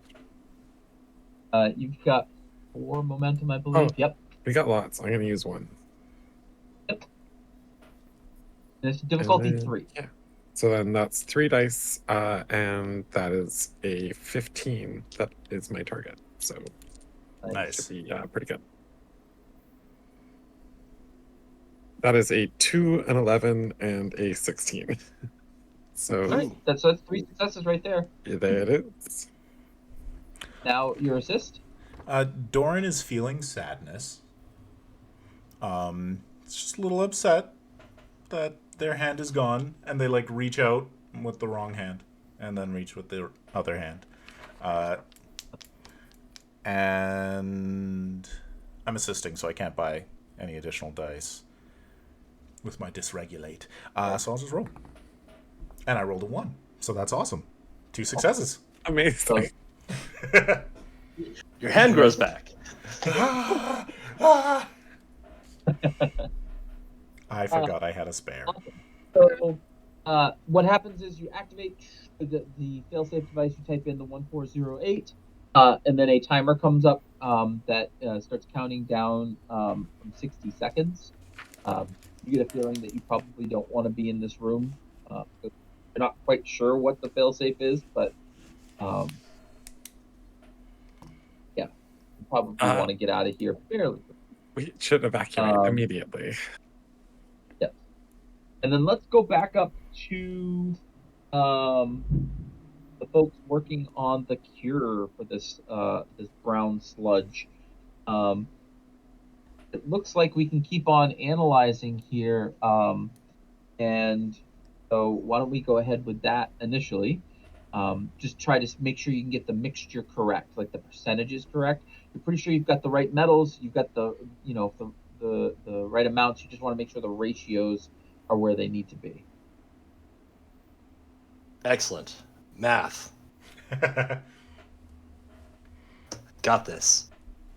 So do we need a roll, or do I just say it's perfect? So you can this is a roll. You're still working on the Okay. All right. Yeah. No, I love that energy. I did it. I did it. It's done. Perfect. What am I rolling? 2d6 again? Well, you're gonna roll 2d20 first, just to make sure. Okay. So keep going on that track there in the Roll20 app. Bam, 6 and a 3. Looks good. So you're good there. You didn't roll any complications. Now you roll your 66. You have 2 momentum floating currently. 66. All right. 1, 2, 3, 4, 5. So if you spend that 1 momentum that's floating, you are going to solve the problem. Create new element. Let's do it. Spend it. You've done it. So you found a canister to get this liquidy metal type stuff that is going to stop the brown sludge from consuming any further metal. Steve, did you say bend it? Did you want me to say bend it? I thought you did. I thought you were like metal bending. Made me laugh. That is definitely what I also heard and assumed. Then I said that, and I meant to say it, and I'm hilarious. That's right, you are. So you have a cure for this this brown sludge.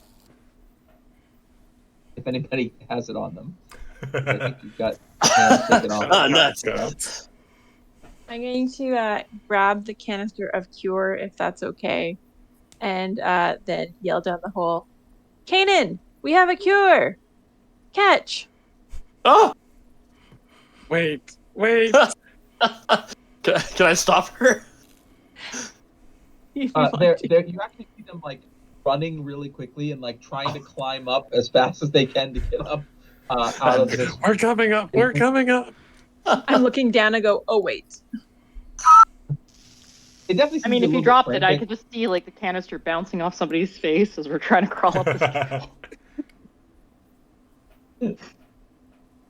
So the 60 seconds go by. Basically, you see if you were to look down that hallway, you'd see like this concrete, this foam-like stuff that hardened solid around the entire area where the radioactive materials are. This concrete foam type substance blocks out the radiation, and you get up to the 4th floor, where I believe there's still an iPad with a very, very small bit of an iPad left with this brown stuff on it. Can I flamethrow it as we walk by? No, we should test the stuff. Oh, okay. Make sure it works. It's time for burning Sorry, I was in passion. exterminate mode. Yeah. If you want I understand your you're on there.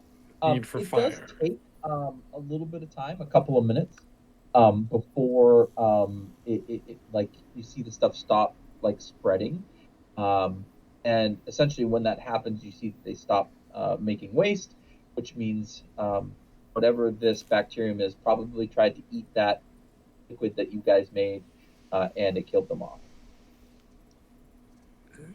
Science. But as you go back out to Crater proper, you feel another like aftershock of the impact, and then bursting up out of the rubble is this 20-foot tall monstrosity of a.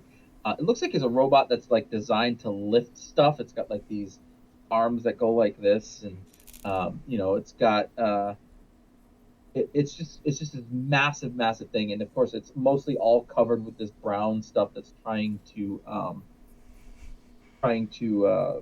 cover it, and it literally picks up a girder and flings it up at you guys, smashing into the wall around you, as it starts climbing up towards you in like a very awkward, moving probably a bit more quickly than the stuff than the one that you had destroyed earlier. What would you like to do? Kill it with fire. Oh I've yes. only got one fire. Is one fire sufficient amounts of fire? Well, who wants to go first? I don't know, but we could probably like blow bits off of it and slow it okay, down so on the We way. should get the flamethrower first, right? Is it close enough for the flamethrower? No, it is not close enough for the flamethrower. Kaden, And that's a great It'll be idea. probably in a turn or two. Well then, can I go first and try and take out one of its legs? Yeah, big cannon moment. Definitely. Please save us, fighting unit. Shout out to Michael Dismuke who just joined the chat. Yeah, Michael. Right for the final battle. Yeah, The excellent giant timing. Yeah. So I am going to head out there and let's see. I'm definitely going to pull out my sniper rifle and aim it down at one of its legs. And Okay.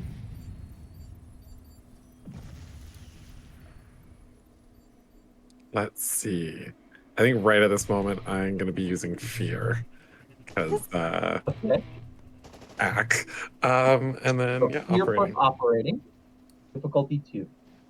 Difficulty 2. Oh dear. Yeah, this is like zombies, but what if zombies were giants? And that's awful. How much momentum do we have right now? You have 5 currently. Oh, we've got 5. We got lots. I'll take one. Yeah. Take it all. Definitely. Maybe I'll take 3 and roll Take 4 it all. dice. That's good though. Somebody is encouraging me, so I'm gonna. All right. 4 Okay. dice. So I am going to use also my programs in ranged weapons to help out with this. So my target was 13, and I rolled a 10 and a 2, so that's 3 successes. 3 successes. We'll Woo! leave that one momentum floating. And Michael Dismuke just cheered 1,000 bits at us. Thanks, Michael.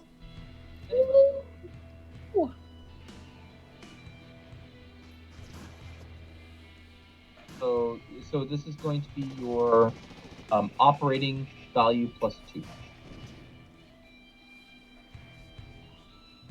dice damage. Let's see, that is 1, 1, 2 6s, and a 5. That's gonna be 5 damage. Now, do you have any?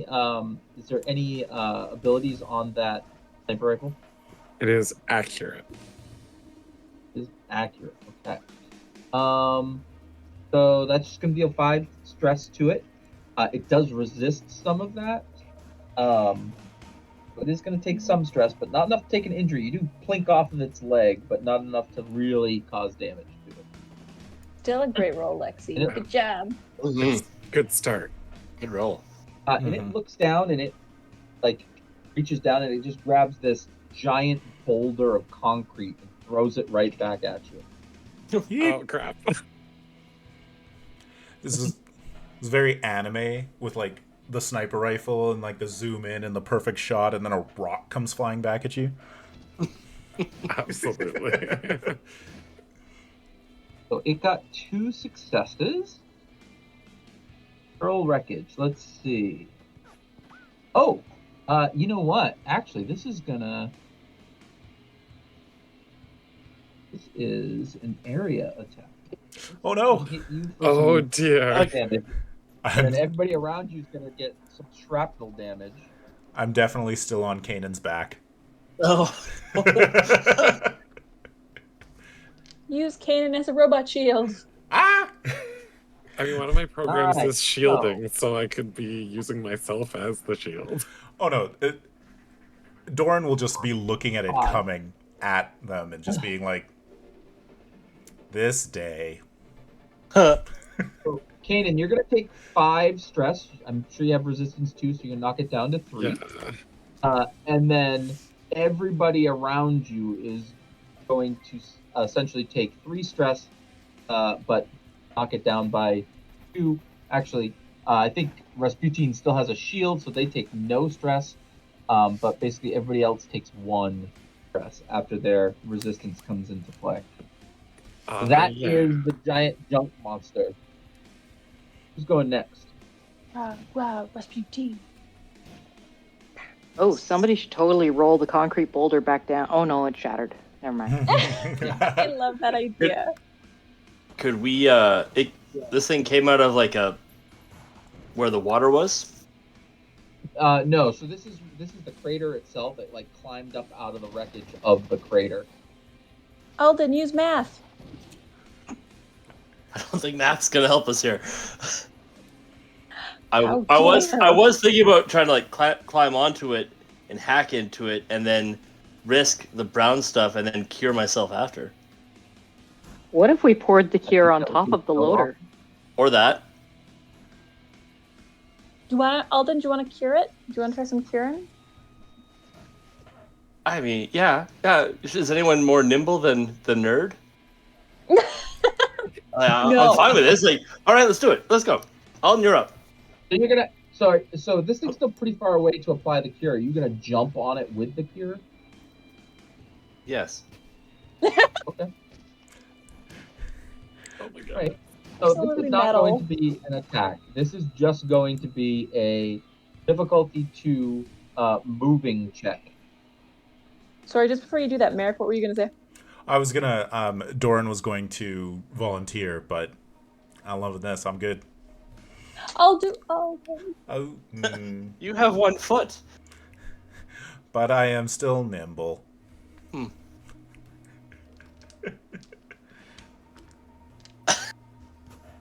Okay. Not the amount of feet you have. It's what you do. So you have 2 momentum That's left. right. You can also buy dice by adding to threat, by the way.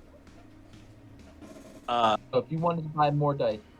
What is your target number going to be? So again, emotion to protocol. I'll be using Yep. fear, which is an 8, And moving. and moving, which is a 2. Now I've So got a 10 is special, your target number. and I've got a special ability that says regulate fear. When you attempt a task using fear, you buy using fear, and you buy 1 or more. What does that mean? So if you buy a die with Hmm. momentum, you can re-roll Okay.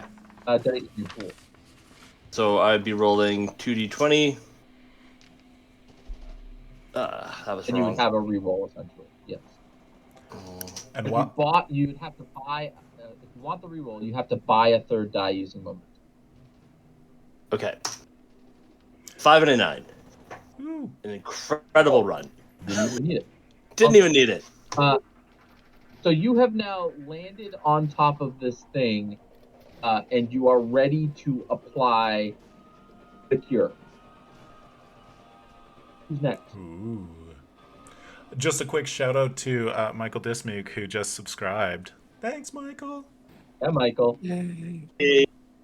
Dying to of them play a all. game of Sentience 2, by the way. We're trying to find time so that we can get him in on it. Yeah. Michael was the lead writer of the Captain's Logbook that's right there that Al also worked on. B, do you want to Rasputin? jump down there too? I was gonna say, I think I'm holding my action with the flamethrower for if things continue to go badly and continue to climb up here. Well, you could move closer and get within range. The problem is that your friend is on top of him, and it's an area weapon. And I also would like to give the cure a chance to work because poor loader. So, but you're right. I'll scooch in nice and close. So in the worst case scenario, I can fulfill my role as a recycler. Oh,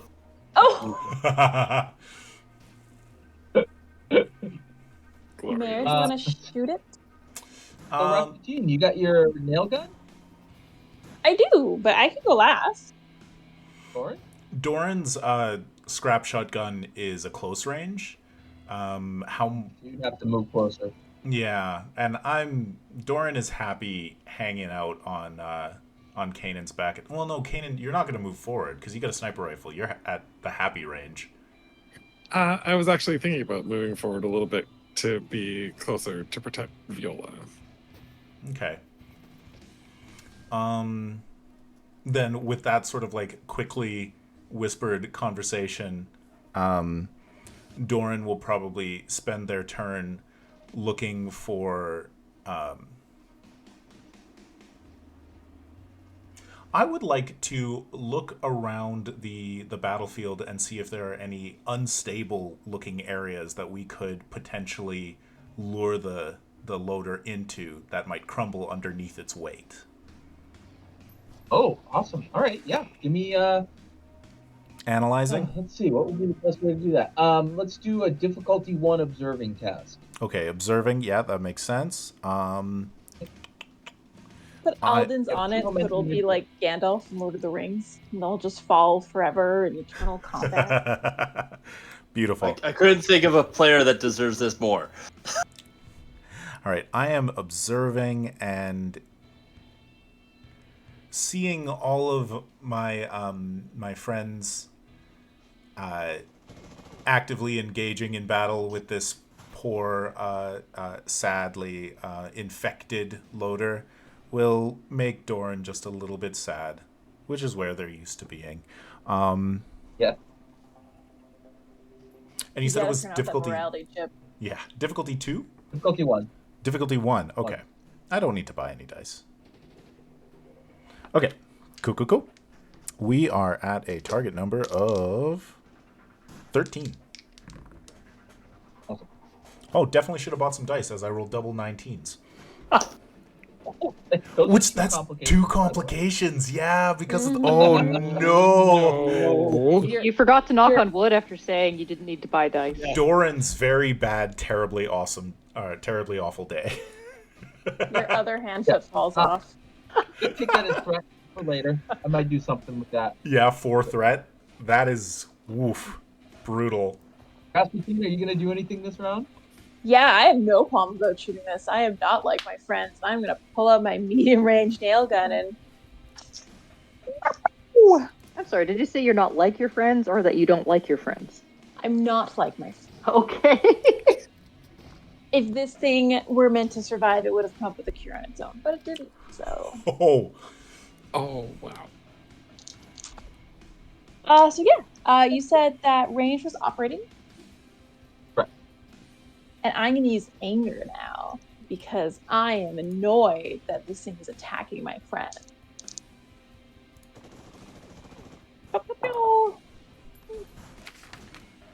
There we go.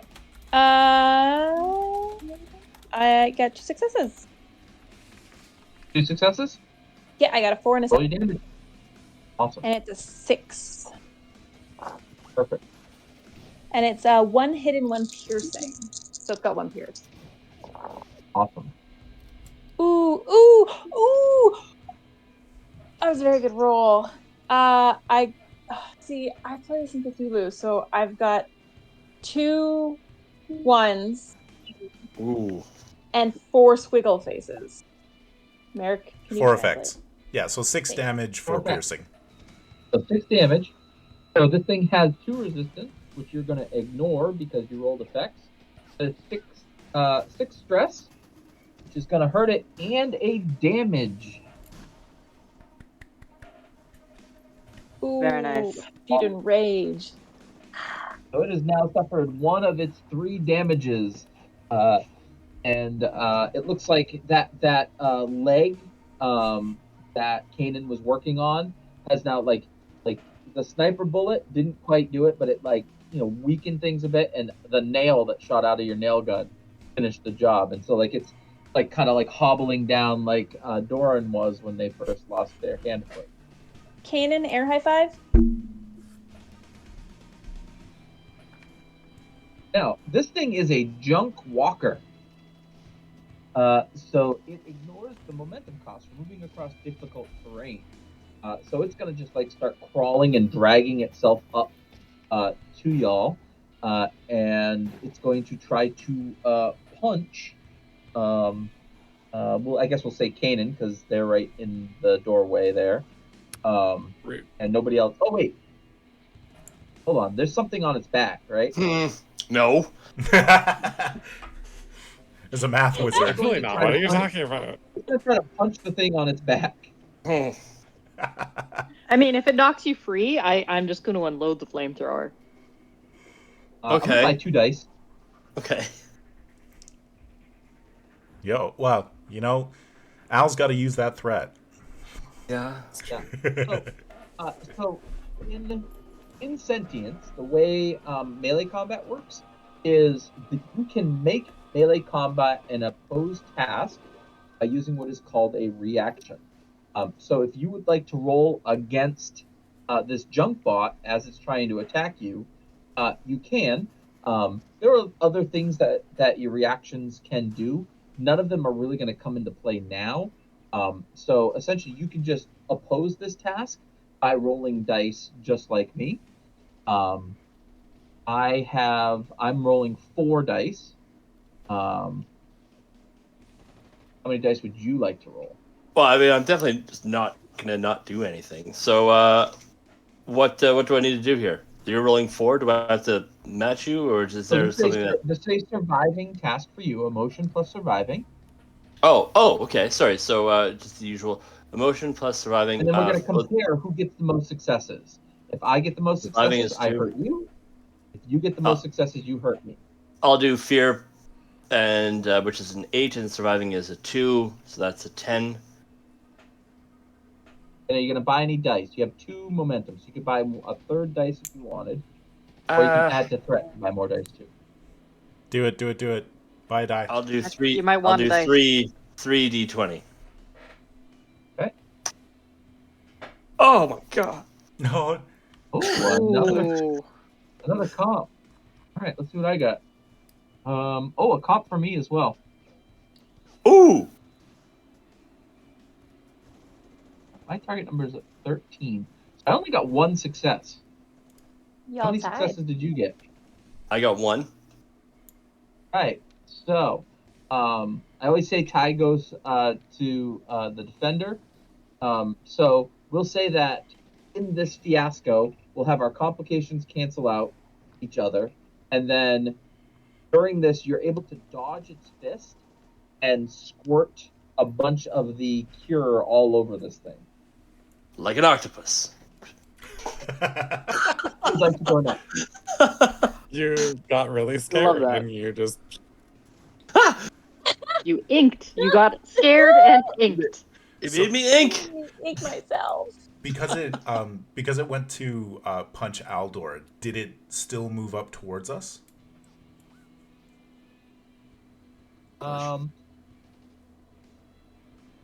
No, it probably didn't move at all. It wanted to get that thing off of it. Which, by the way, should tell you something about this thing. Doesn't like math. Consciously tried to swat something off of it. He doesn't like. It's a sentient bot. What would you like to do? It's. Do you want to escort it more now, Steve? Thought you'd never ask. Title of your sex tape. Oh.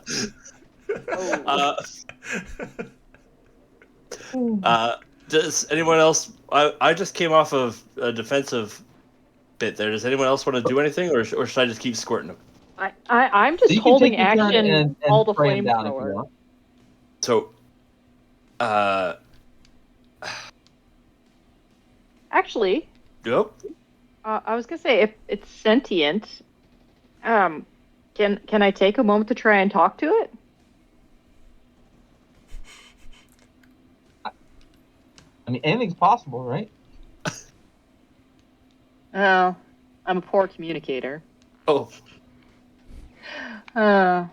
Would this be a social conflict? Yes. It could be if you wanted it to be. I'm just reading the special ability bargain. When negotiating an offer during a social conflict, you may re-roll a single d20. In addition, if the social conflict is an extended task, your work roll gains progression 1. I guess it's not an extended task, but Are you trying to make a trade with it? no, I was gonna say something more along the lines of, "Peace, brother. We are attempting to cleanse you." Or not, brother. Comrade, there we go. Peace, comrade. We are attempting to cleanse you of infection. I will let you do this. It will be an opposed task, an opposed communicating task. Can I give up Okay. Can I give up my turn to help? Yes. Okay. and does my What are you gonna my say? initial squirt help as well? The initial squirt is starting to work. Yes. To help, Doran will hold up the arm and say, "I have also suffered from the infection. We can help." One way or another. I'm not going to say that part out loud, though.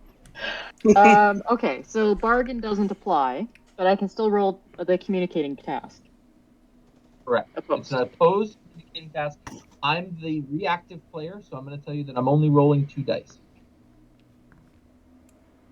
You know what? I'm going to go with joy, because it's a very joyful realization to realize that this horrifying automaton might have a mind that can be spoken to, and that maybe we can cure it.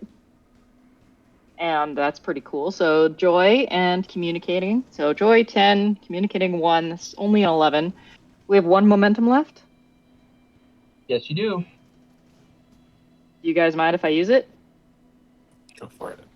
Go for it. So 3d20, aiming for 11.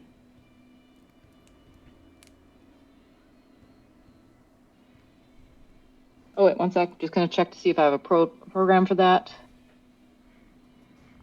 No, I don't. Ooh, I got 2. A 6 and a 2, and a 19 Doran- for the critical 19. range there. So one of those 2. Doran, using communicating, can I apply my program of cleaning or repair? Of what now? Cleaning or repair. I'm going to say probably not in this case. Okay. But So, it's not. Yeah. but This it's not thing what. is pretty far gone. Hmm. So let's just say it's a straight up roll. Okay. And we are shouting at this to stop. I'm gonna go with fear. I think that Doran is mostly in fear, hoping that it doesn't escalate further. And so target number is 11. To aid, I got a 7. So yes, one is success added. Awesome. So let me see how many I get here. I got 2, so you guys are going to generate 1 momentum. You did also roll a 19, so that's going to take some threat for that. And so you succeed. So what's that look like? So this thing kind of stops flailing around for a moment, and you see that it takes one of its big hands and kind of just hits itself in the head like that. Who's going to go next?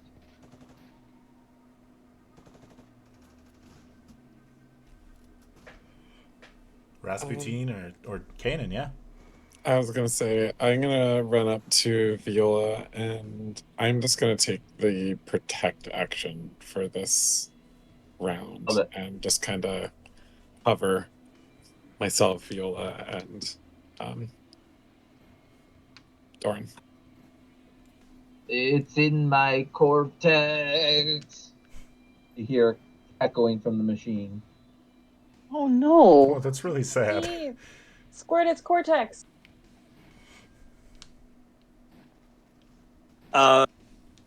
With a machine like this, do I need to get to some sort of exhaust port, or can I just like anticipate it smacking its head again and then like aim to squirt the hand and then squirt the face? What? Oh, I mean, you're pretty sure that this spray that you give it is going to work for anything that has Okay. infected it.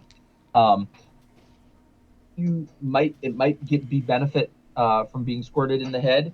You could also potentially jack into its head and try to communicate with it to try to talk it out of this. Maybe combat whatever's affecting its mind.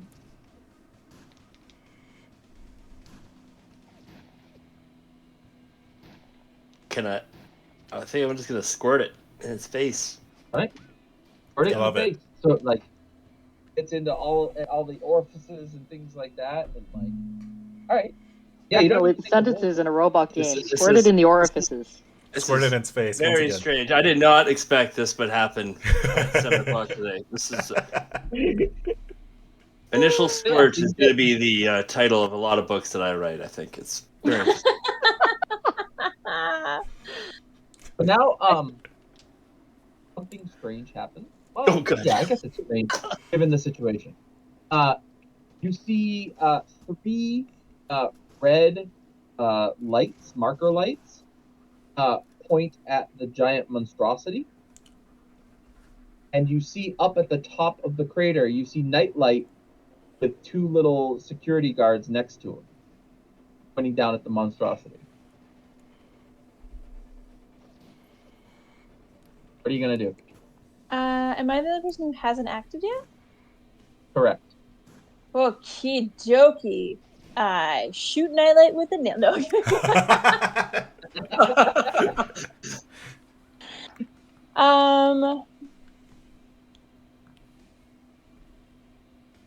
Okay, I did have a question before Nightlight came, so let me ask that. Okay. We'll circle back. Sure. Is this too big for knockdown? Oh. Okay. Okay, and then I had a question about actions.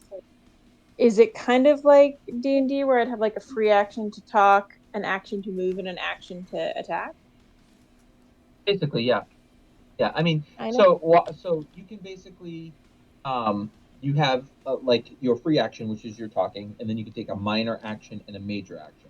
A minor action, you can move 1 zone, and a major action can be an attack.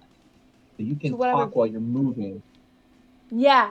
Now, So what if okay. you want to get closer to the junk bot, it is going across difficult terrain, so You have to spend 1 momentum to get there. Deal. Love it. Love this all. Perfect.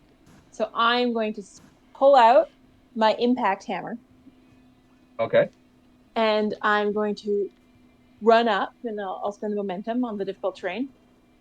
And as I'm doing this, I'm going to yell up at Nightlight, "Don't shoot! We're curing it!"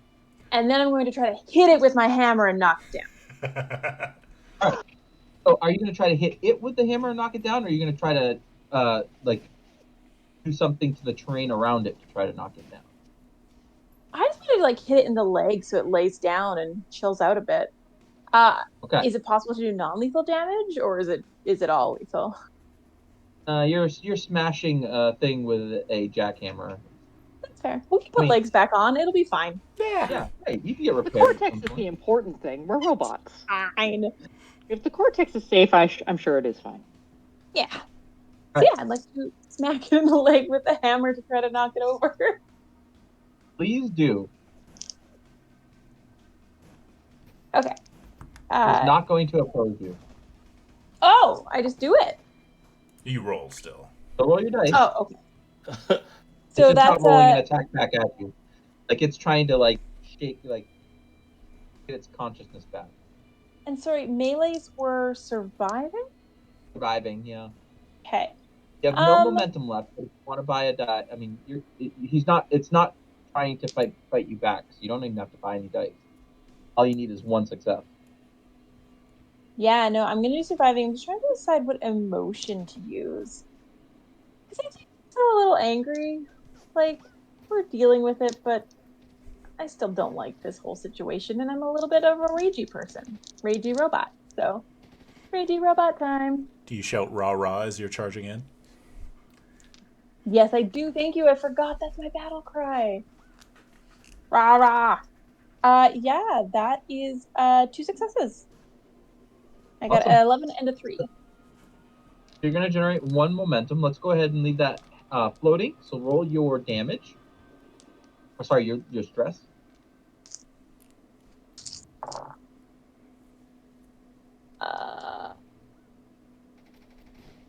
Those are blanks. So 5. So 5. No effect. So it does have some resistance. It's going to knock that down to 3. Mm-hmm. I would allow you to spend that 1 floating momentum and give me 1 threat to knock this thing down. Deal. Yes. And cause 2nd damage. Oh. Okay. Now, you've hit this thing in its other leg. It's now lost its stability. You've caused a 2nd damage to its other leg. But Aldor Rain's on the back of this thing. So Aldor Rain has to succeed at a, what do I got for 4 threat? End it all, whatever. Difficulty 4. Moving task, so that this thing does not fall down on top of you. Difficulty 4, on your own, nobody to help. Think of that. I'm sorry. It's okay. So again, I'm picking an emotion and a protocol. So this would be fear again, and surviving. So probably anything under a 10, right? No, it's gotta be moving. You're gonna try to jump clear of this thing as it's falling. Still a 2. On top. So 2d10, and yeah, now, my move. Oh, 2d20. I'm gonna pitch something to you. Something that is unique to Sentience. Notice on your character sheet you have these things called values. Yes. Values are what make you a robot. That's what makes you sentient. Mm-hmm. Okay? In times of need, if robots need to allow their core programming to take over and maybe let their robot side out a little bit, you can actually take a value that least applies to this situation and erase it from your character. If you do that, you can change any die in your pool to a 1 once it's rolled. So I would be changing my core values permanently. We call it a value sacrifice. Essentially, you're letting your robot self take over just a little bit. Can Steve do that for both dice? Because he He's gonna need 4 successes. Oh, he can still buy dice. Oh yeah, that's true. Yeah. You can still buy dice by giving threat. This is like Give the threat. last action of the game. So Go big. Can't you add a value at level up? So it's not necessarily. there's ways to get values back, and there's actually mechanics in the game in between sessions on how you get those values back. Embrace your robot side. I just meant it might not be like a permanent devaluing of sentience for Aldor Rain there. Right. Interesting. That's a very cool mechanic, especially in the end game here. I was actually going to lean into my value of together we can all solve problems and be at peace with my death as like a sacrifice. But now that I can survive, let's try the. Let's try Noble sacrifice. value. Nah. Cool. Have you guys ever seen the value sacrifice play out in this before? I don't remember if we did it in our first session. I think All right, I've sacrificed one, and I don't remember what it was. Well, I feel like Doran did, yeah.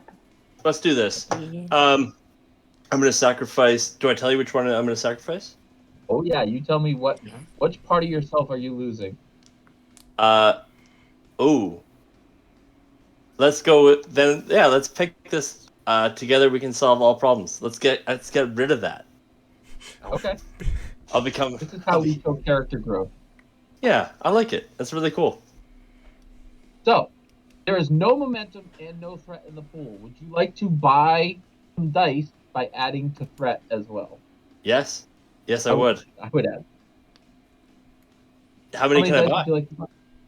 You can buy with 6 threat. You will have 3 extra dice in your pool. Huh. Can I? When else are you gonna? Yeah, let's do it. When else are you gonna roll 5 dice? Yeah, whatever. Basically, Well, roll 4. Obey. what you do is now you're going to roll 5 dice. Mm-hmm. One of them, after you roll it, you can change to a 1. Great. 5d20. Correct. Oh no. Oh yeah. Like I don't know. Maybe that 20. That natural Okay. 20 will probably become a 1. Yeah. So that's 3 successes. No. 3 successes? No. Ones are 2 successes each. So you get 1, 2, 3, 4 successes, Oh. which is exactly what you needed to jump clear. However, there is this 119. No! But you still get the 19. Do I get shot by nightlight? So, no, let's say that you jump off and you get some brown stuff on your hand, and you're like, "Oh, gross!" But you're able to clear that off. Okay. And this junk golem kind of like falls down into this rubble. Some of it kind of like falls down on top of it, and after a few minutes, it like starts pulling itself back up. It looks around and what happened? You were infected by a strange metal-eating bacterium. Right, so It came on the meteorite. Doran looks down at what they're standing on. Are we standing on the meteorite? We should leave that- and tell Nightlight to put lots of fire in the hole. or let's just mass produce the cure and spread it We everywhere. can do both. Yeah. Yes. Okay. Thank you. Thank you for helping me. This giant titan says, "Not sure what to do now that the facility is." And meanwhile, Nightlight's up there, and the laser beams come off. You know, like they're not training guns on the thing anymore, and et cetera, et cetera. And Nightlight looks down at you all. Were you successful? Yes. We were successful. I did not have to recycle a comrade today. Doran goes over and begins small repairs on the big Titan bot. Viola will start bringing parts. It's very appreciative of any help that you can give it. And meanwhile, Aldor Rain, the nerd, as he called himself, is just constantly dousing his arm with whatever's left of the cure, trying to get that gunk off of himself. And you all can go back up, see Nightlight. What do you want to tell Nightlight? Destroy the facility. There were zombies. We should Anything else? We should probably explain the nature of the contaminant and the levels of radiation we discovered there at the bottom. Yes. And report that we were successfully able to begin his protocol. No. Yeah, I mean he's Let's let especially him figure thankful this for out. the cure. That's pretty important. Thanks. Just in case if this spread anywhere. But it looks like it was mostly contained because he didn't see anything come up out of the crater. Well, And he again thanks you for your help. Jen, were you going to say something? Yeah. Okay. Anything else you need to tell him? I would like to requisition a new hand, perhaps with a second shotgun. He said, "We'll see what we can do as soon as we get the fires out of control and the power turned back on. Like we are in your debt. That meltdown would have been really bad for when humanity returned." And yeah, you guys have saved at least this part of the little town. There's lots of other things going on that other robots are dealing with, and yeah, we can call that the end of Night of the Comet. hooray. Woo! Thanks, Al. That was great. That's So- great. And can you shout out Let's, the writer for? What's that? You want to shout out the writer for that? Who was the writer for this one again? Yeah, Jesse Robitis is not really on Twitter very much, but he does do a lot. He is the guy that organizes 5th edition at my comic shop. So he did a really nice job with this. So I do want to go through like the concluding part of this real quick before we sign off. So there are story rewards that come with this. So you're going to get you'll get Nightlight's contact number as a direct line. Should you ever need him, he will try to assist. And who here got the plague on them? You'd have a trait that was called rust plagued, and then in parentheses cured. Just because that might come up if you ever play again in another game or whatever. There you go. And then leveling up. So this game isn't really about leveling up. It's about character growth and character development. That said, there are ways you can change your character using character points. At the end of every session, you have a potential to gain up to 3 character points. And the way you do that is by asking a couple of questions. So the first one, did you learn something new about yourself? Oh, Dorndal, did you learn something new about yourself during this session? That in a stressful situation, Doran reacts with violence. Okay, I like it. Yeah. Rasputin, did you learn anything new about yourself during this scenario? I think I learned something more about my friends. Is that a different question? That is a different question. Okay, so not about myself. Okay. And Kanan, what about you? She learned that when threat isn't, something I can shoot or slash with my sword. She doesn't know how to react. Paralyzes her a little bit. I like that. And let's see, Viola, what do you think? Viola mentioned it several times because she's been meditating upon how being a recycling machine for machines that are sometimes sentient is really kind of being the community's undertaker. Yeah. Love it. And she's a pretty happy-go-lucky soul, so this is an interesting thought for her. Aldor Rain, what about you? Did you learn anything new about yourself? I forgot something about myself. And like I don't like with the loss of the together we can solve all problems, like would my answer to this be I don't need anyone? I can do this myself? Or sometimes I need to solve problems on my own? Yeah. Something like that. Hmm. Yeah, I like that. Cool. So if you answered yes to this, you would have gotten a character point.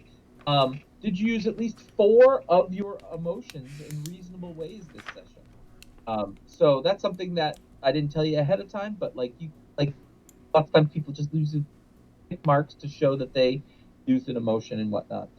This is how we get around the thing that happens in June 2d20, where people just use the same drive for every single roll. So that's a lot of fun.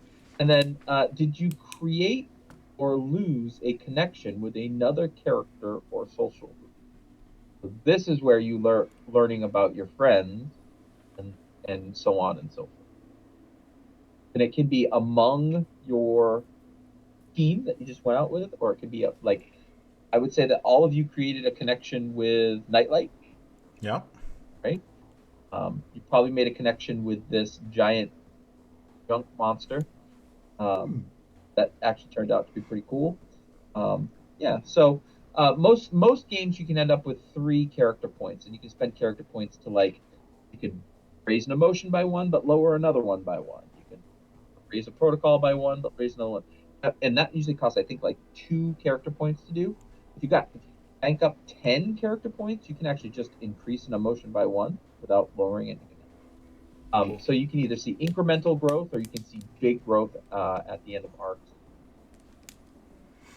I'm curious what Rasputin learned about their friends. That they don't quite value the survival of the strongest as much as they do. Their friends are a little bit more human soft than they were expecting. Like that. Even though the nerd was able to leap onto a giant towering monster in Fury. Not all my friends. Yeah. No, I'm very impressed. You underestimate my squirtiness. Title of your sex tape. Oh. Oh no! Like the whole back end of that was like pull out, ram, hammer, squirt. It's like really. How sexual can we make the robot game? The robot game, and then like we were doing hand washing, we're doing vaccines. Like, what is this? This is great. Hand washing with fire. So I have one question for Lexi actually. Lexi actually went through the core rulebook and created a character. And I wanted to know, what did you think of that? What was the process like? Did it make sense? Did you have fun? Yeah, I actually really enjoyed it. It was pretty straightforward.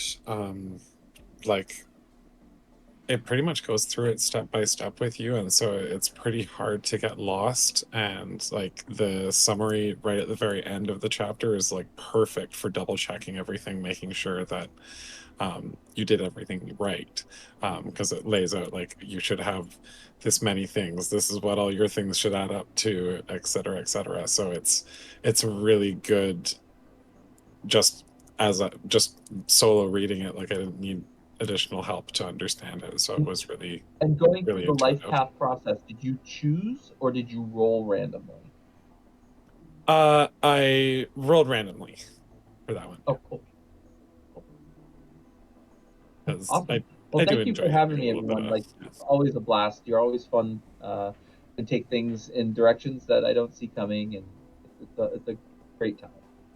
Well, thanks for coming out and running the game again, Al. We appreciate it. Thank you, Al. Yeah. Anytime, you. anytime. If you need a robot fix, you just let me know. Perfect. And I also want to thank all of all the viewers that came out. I mean, Michael, Jim, and like I so appreciate you guys stopping in, and everybody else as well. Awesome. Yeah. Shout out to all the chatters, throwing their words in there and keeping engaged and We love making a us know. chatter. Yeah, we love it. And So again, yeah. this book is now on sale on Drive Through RPG. It went up tonight at 8 p.m. So if you are looking for your robot fix and you need some adventure ideas, get them. That's It's in the right. chat. Links For in the chat. for people who are watching live, the link is in the chat. For you folks watching on YouTube later, it is in the description below. Go pick it up. I do want to shout out the Yeah. Yellow Hand, which is a small gaming group that has offered to help me out with layout for the Sentience books. That's why we did the revised editions and all that. And the layout just looks spectacular. And they've got a bunch of other stuff coming out as well. So thank you, Yellow Hand, for helping us out. Awesome. All right. So we'll just run through the last little bits of news again, just as a reminder. This one shot will be up on YouTube within the week. If you want your friends to watch it, you can send them over to the YouTube channel. If you want to catch a couple more one shots, we have a Acton Cthulhu Halloween one on Friday, October 27th. That's going to be playing Mysteries of the Manor, which is the Halloween horrors for 2023. And then the next day, on Saturday, October 28th, we are going to be playing Old Gods of Appalachia. So some more back-to-back horror stuff for the end of October. Super fun. And check out the YouTube channel on Monday, October 23rd, for the first 3 episodes of Falcones Fortunae, a Cohors Cthulhu actual play. Each episode is about 20 minutes long. It's going to teach you 20 to 30 minutes long, and it's going to teach you how to play Cohors Cthulhu and 2d20 if you don't know, using pop-ups and graphical things. If you saw our Acton Cthulhu Falcons of Fortune earlier in the year, same format. Yeah, so thank you, Jen, Lexi, Steve, and Melissa for coming out and playing. You're awesome. You're amazing. You make great robots. Al, thank you for making this game. Awesome. Thank you. Thank you I so much, appreciate Al. it. And we got some more stuff coming in the future, so I'm excited to get to work on it. Got some other projects that have popped up first that I have to deal with, and then get back to Sentience eventually. Sweet. And everybody who was watching, thank you so much for coming out. If you're watching later, thank you for coming out. And have a good night, everybody. Oh.